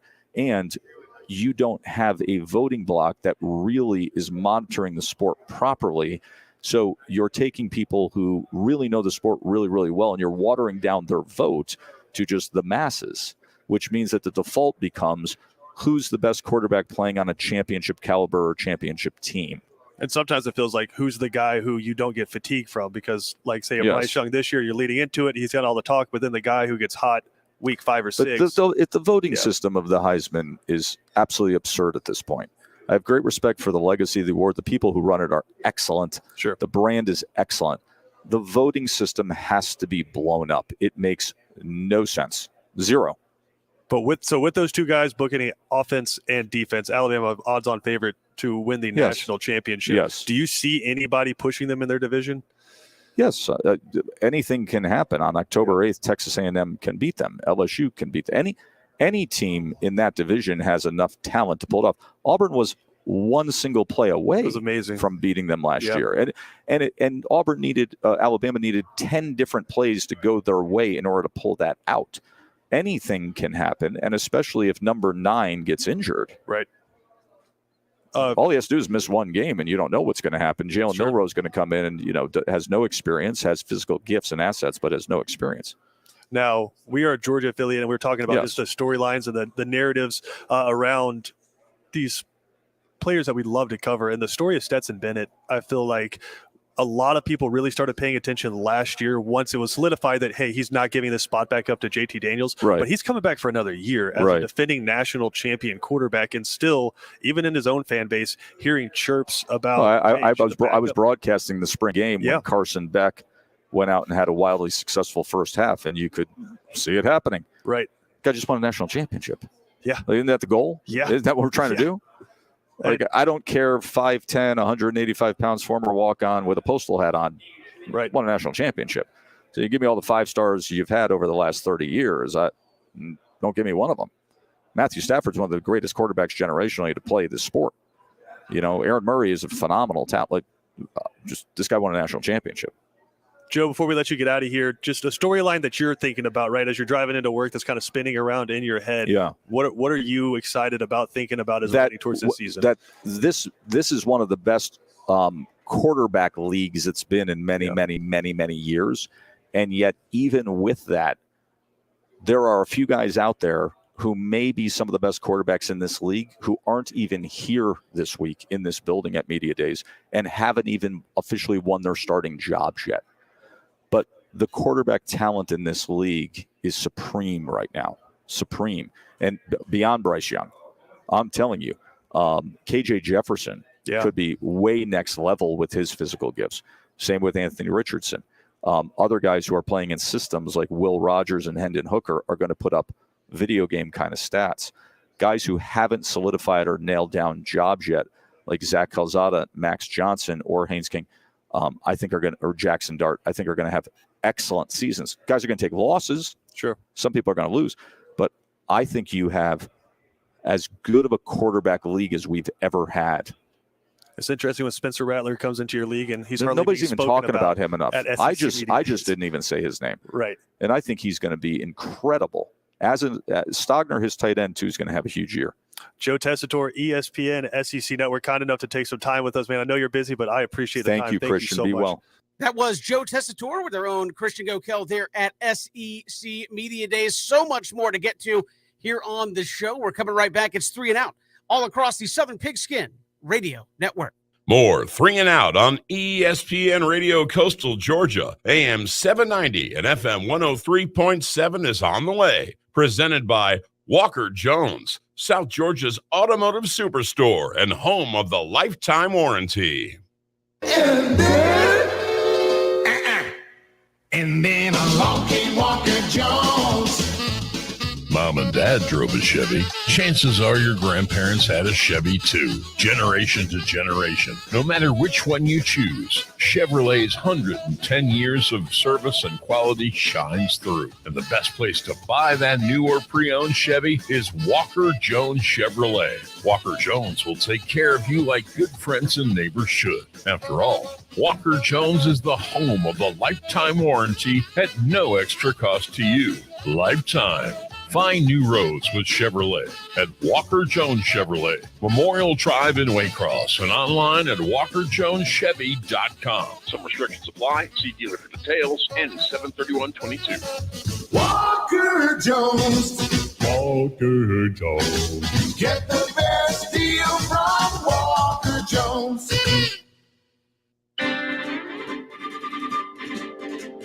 Hey, y'all, this is Jeff with Ito Traders in Blackshear, Georgia, and I have some exciting news to share. On Saturday, July 30th from 9 a.m. until 1 p.m., we will be auctioning more than 80 used trailers at our Blackshear location on Highway 84 on an as-is, where-is basis. That's right, y'all. We're auctioning used trailers. Buyers can purchase with cash, credit cards with an additional card processing fee, or approved rent-to-own contracts. Rent-to-own at an auction? Yeah, that's right, y'all, and there's no credit check either. We'll be opening our gates for pre-auction inspections the afternoon before the big day, and then early Saturday morning, July.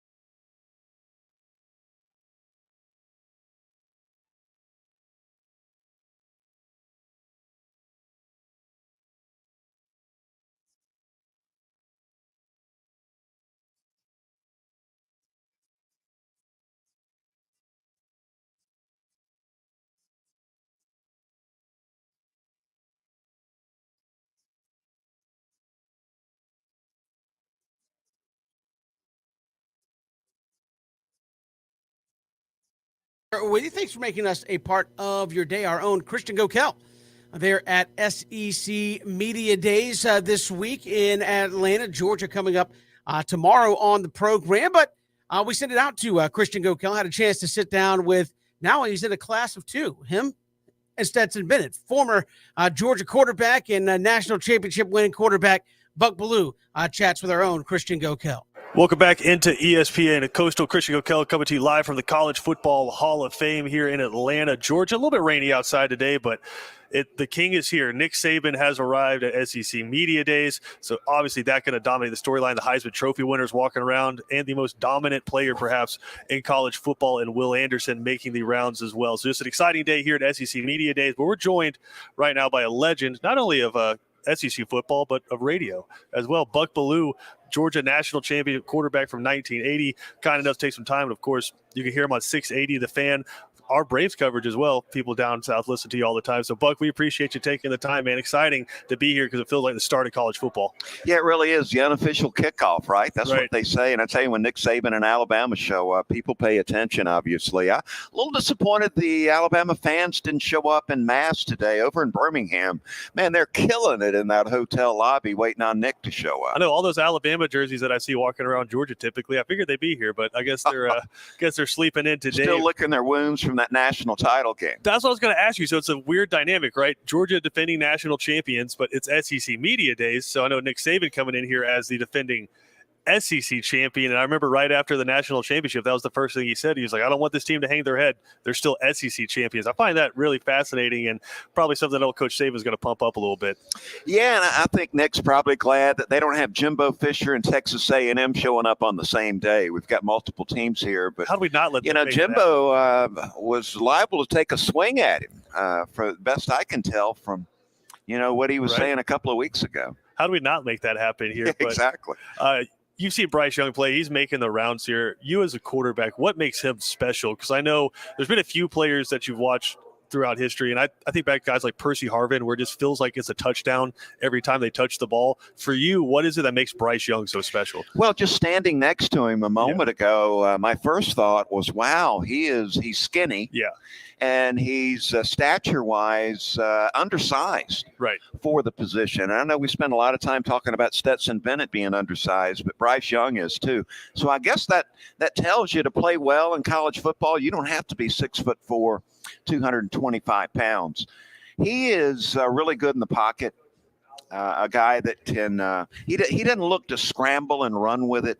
When he feels the pressure, his eyes are downfield. He's able to manipulate the pocket, which all great quarterbacks can do, and then he can make all the throws. So I think he is a guy that's really patient in the pocket. He's not looking to escape the pocket quickly. He's looking to get some plays down the field. Absolutely. And Will Anderson, the guy on the other side, who I think might be the best player in college football. I thought it was a crying shame last year that they had Aiden Hutchinson in New York and not him. But I want to shift real quick with you here because I know you cover the Atlanta Falcons. They have one of those top 2 picks next year, and both of those guys are sitting there. Which one would you prefer to see the Dirty Birds take? Well, I think Will Anderson Jr. is the best football player in college football. And it's been a long time since I recall the Falcons having a guy coming off the edge. John Abraham, maybe? Yeah, that can wreak havoc. I mean, we're the worst in football rushing the passer, so I think that would be a no-brainer going after Will Anderson Jr. I'm just glad I'm not playing against the guy. Yeah. He's a little bit intimidating just seeing him walk around. Yeah, and just the guy who knows he's probably about to go top 3 coming up following this season. All right, shifting back over college football here. Georgia up tomorrow. Stetson Bennett going to be in attendance. And something about those South Georgia quarterbacks, man. I know Georgia likes to go all over the country to try to find their quarterbacks, all kinds of exotic locations. But 1980, dude from Valdosta wins a national championship. 2021, guy from Pierce County wins a national championship. Something about those South Georgia quarterbacks. Yeah, and Jake Fromm also, Warner Robins. Right there. He walked out the field County, with the lead. South Georgia guy too. So he gave Georgia a shot to win the national title a few years ago too.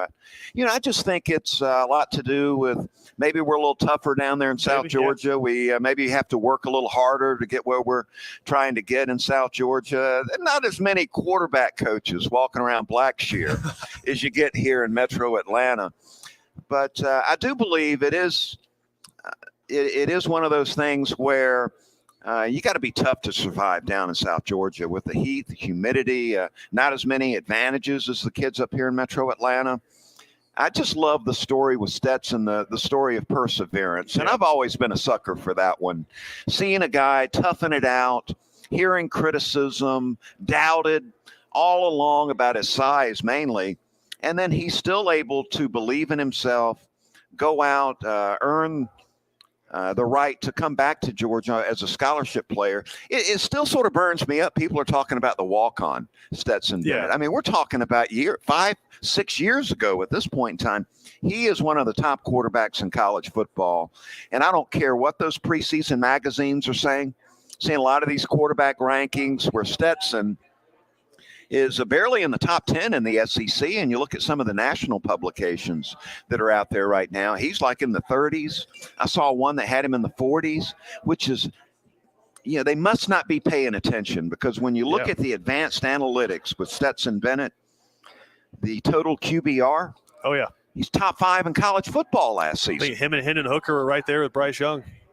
Yeah, he's a phenomenal season last year. And again, national champion and coming back for another year. It's not too often that a national championship quarterback returns and people are talking about him potentially being beaten out by another guy on the team. And you talk about Stetson, and I do want to talk about the whole team here, but going back to the national championship, and you're obviously communicating with these coaches and folks up in Athens, you watch on the sidelines, right? One quarterback getting sacked a lot, getting beat up by that mean Georgia defense, and you look on the sideline, not taking shots at Bryce Young, but kind of sitting on the bench. Stetson Bennett, after he fumbles, quote unquote, the ball in that huge turning point in the national championship, you go on the sideline, he's rallying his defense, rallying his offensive line. You've been around him a lot. What is it about his demeanor that, yeah, he's undersized, yeah, he was the quote unquote walk-on, but it seemed like that entire Georgia team just feeds off him? To me, to play quarterback at the highest level, you've got to be, at some point, you've got to be a leader of the football team. And he's a guy that gets that respect from his teammates and the coaching staff because he's an ultimate competitor. He's looking to show up and win. He doesn't care about the stats. Right. All right. He's looking to win. And I believe the quarterback's job as far as leadership, and I had a quarterback camp this past weekend talking to high school quarterbacks about what leadership is out of the quarterback. And I believe if you want to sum it up in one word, it's encouraging the other players on the team, whether they're on defense or the offensive line or wide receiver. You're encouraging them to try to help them get the best out of their ability. And Stetson gets it. He gets the leadership part. And because of that, he'll be the team captain this year. But before we let you get out of here, obviously you lose a lot on the defensive side of the ball, but Kirby Smart and that Georgia staff's been stacking up blue chip after blue chip after blue chip. Any concern about the defense going into 2022, or is it just we don't know the names yet? Well, what concerns me is the lack of experience. And I think, they've got a shot if they can get through the season opening game against the Ducks. Yep. That they've got a shot to settle in defensively. And so I think the key to the season for Georgia is Kirby to turn this offense loose. You got a 6-year senior at quarterback. He can get to the line of scrimmage. He can call plays quickly. You can go up tempo. They got plenty of weapons. I count 8 to 12 weapons he can get the ball to, including Milton and McIntosh at the running back spot, that can do damage. So let's open this thing up. Let's throw it 40 times a game. Let's turn Stetson Bennett loose and give this defense a chance to get comfortable where maybe later in the year, by the time the showdown with Alabama comes in the SEC title game, that defense is ready to step up and play ball. You think Georgia fans are ready for 40 passes a game? Yeah, I think they are. I grew up a Georgia fan, and I've always sort of gravitated. You're a quarterback now. I've always gravitated toward the passing game. And look, I'm not saying throw it 90 times and run it 10. Sure. I'm saying let's lead with the passing game. You got the weapons. You got the offensive line. You got a quarterback that can do good things for you. Experience, knows the offense like the back of his hand. You got to give this defense, the inexperience, a chance to settle in. And I believe the best way to do that is to put a lot of points on the scoreboard early in the year. Let number 13 sling it around a little bit. Buck Bellew from 680 The Fan, kind of to take some time. Buck, how much longer until those Mets just give up that lead to the Braves, man? They know we're coming. They know we're coming. Buck, here we come. We appreciate it, man. Thank you Thanks, so much. Brother. That's our own Christian Gokel there at SEC Media Days with Buck Bellew, former Georgia quarterback, national championship winning quarterback, now a class of 2 there with Buck and Stetson Bennett. Stetson Bennett going to go for the repeat here in 2022. We've got much more to get to here. It is 3 and Out all across the Southern Pigskin Radio Network.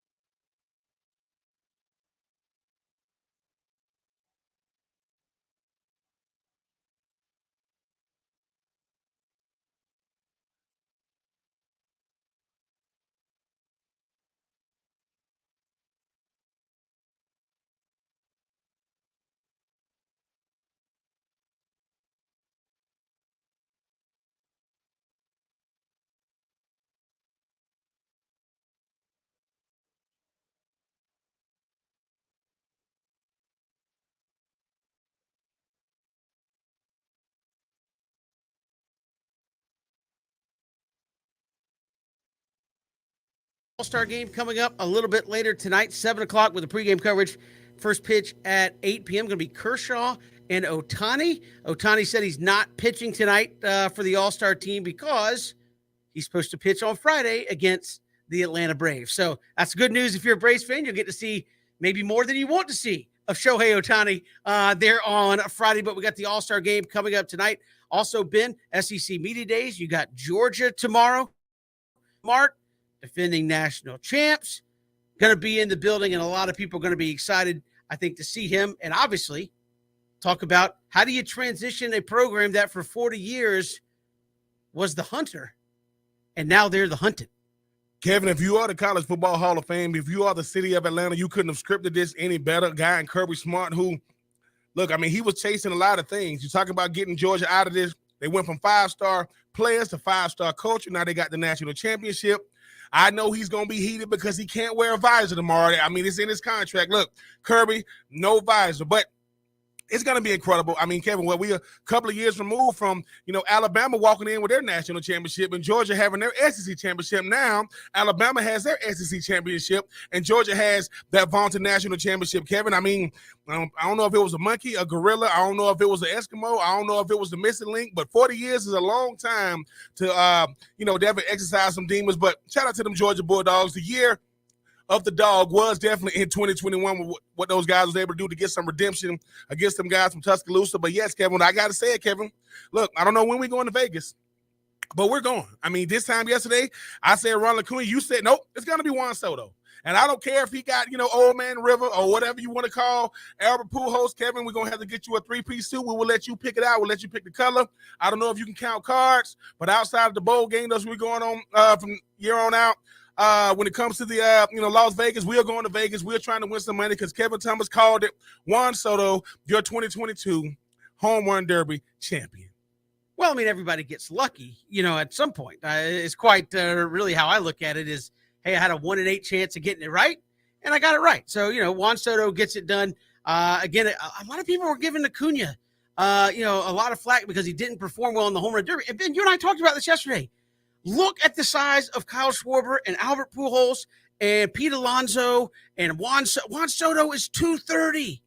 Ronald Acuna is 6 foot, 180 pounds. Like, there are certain events. Like, essentially what you are saying is, why can Ronald Acuna not go win a strongman contest? It's no different. Pete Alonso and World's Strongest Man will get tore up. And why? Because those dudes are 3 times the size of Pete Alonso. And so when you're the Home Run Derby is not an ability event, it is an endurance event. And that's exactly that's why everybody that wins it lately is big. They got huge legs and they can sit there and just go, go, go. Ronald Acuna's probably 15 swings in like, I'm tired as all get up. It's like you never have to do that in baseball. You don't swing 100% for 3 minutes straight. It's like a boxing match. They don't do that. They go and they stop. One pitch and then they step out of the box. And then they regroup for the next swing. So I would say Acuna is not built for Home Run Derby, not that he can't hit home runs. Like, there are certain guys who have the build to mash bombs and make you go, wow. And they're the guys whose legs are as big as your neck. That is just, somebody like they're huge. They have tree trunk legs, huge arms, huge torsos, and they weigh 240, 250 pounds. That's why they're able to do what they do. And hit 30 bombs in 3 minutes. That's just the facts of the matter. So you get the All-Star game tonight. Wouldn't be surprised to see some of these Braves do well. I guess Max Fried's not pitching because he's going to pitch on Friday along with Ohtani, but should be a fun time tonight. Ben, it's Georgia Day tomorrow. SEC, we'll have you fully covered here on the show as well. If you missed any of the show, ESPNCoastal.com. You can go check all that out in your free time as well. We'll see you tomorrow. It is 3 and Out all across the Southern Pigskin Radio Network. Love to hear from you on Twitter as well at Pigskin Radio. We'll see you tomorrow on 3 and Out. Hello, this is Will Carter from Sea Pumps. We love being a part of the Back Nine Boys, and I want to thank everyone for their outstanding support of the newly renovated golf facilities at Sea Pumps. It's been a record year, and the feedback has been amazing. If you haven't had the chance to get out and see us, there's no time like the present. You will love our new fairways featuring Tiff Tough grass and our new greens featuring Tiff Eagle grass. And I can guarantee you we got the coolest carts on the island featuring the latest in Yamaha golf cart technology. Our friendly staff is standing by to begin your golfing experience. Contact us today at the Golf Shop, 912-434-5336. And for you true enthusiasts, come learn more about our memberships, which will give you access to our Miracle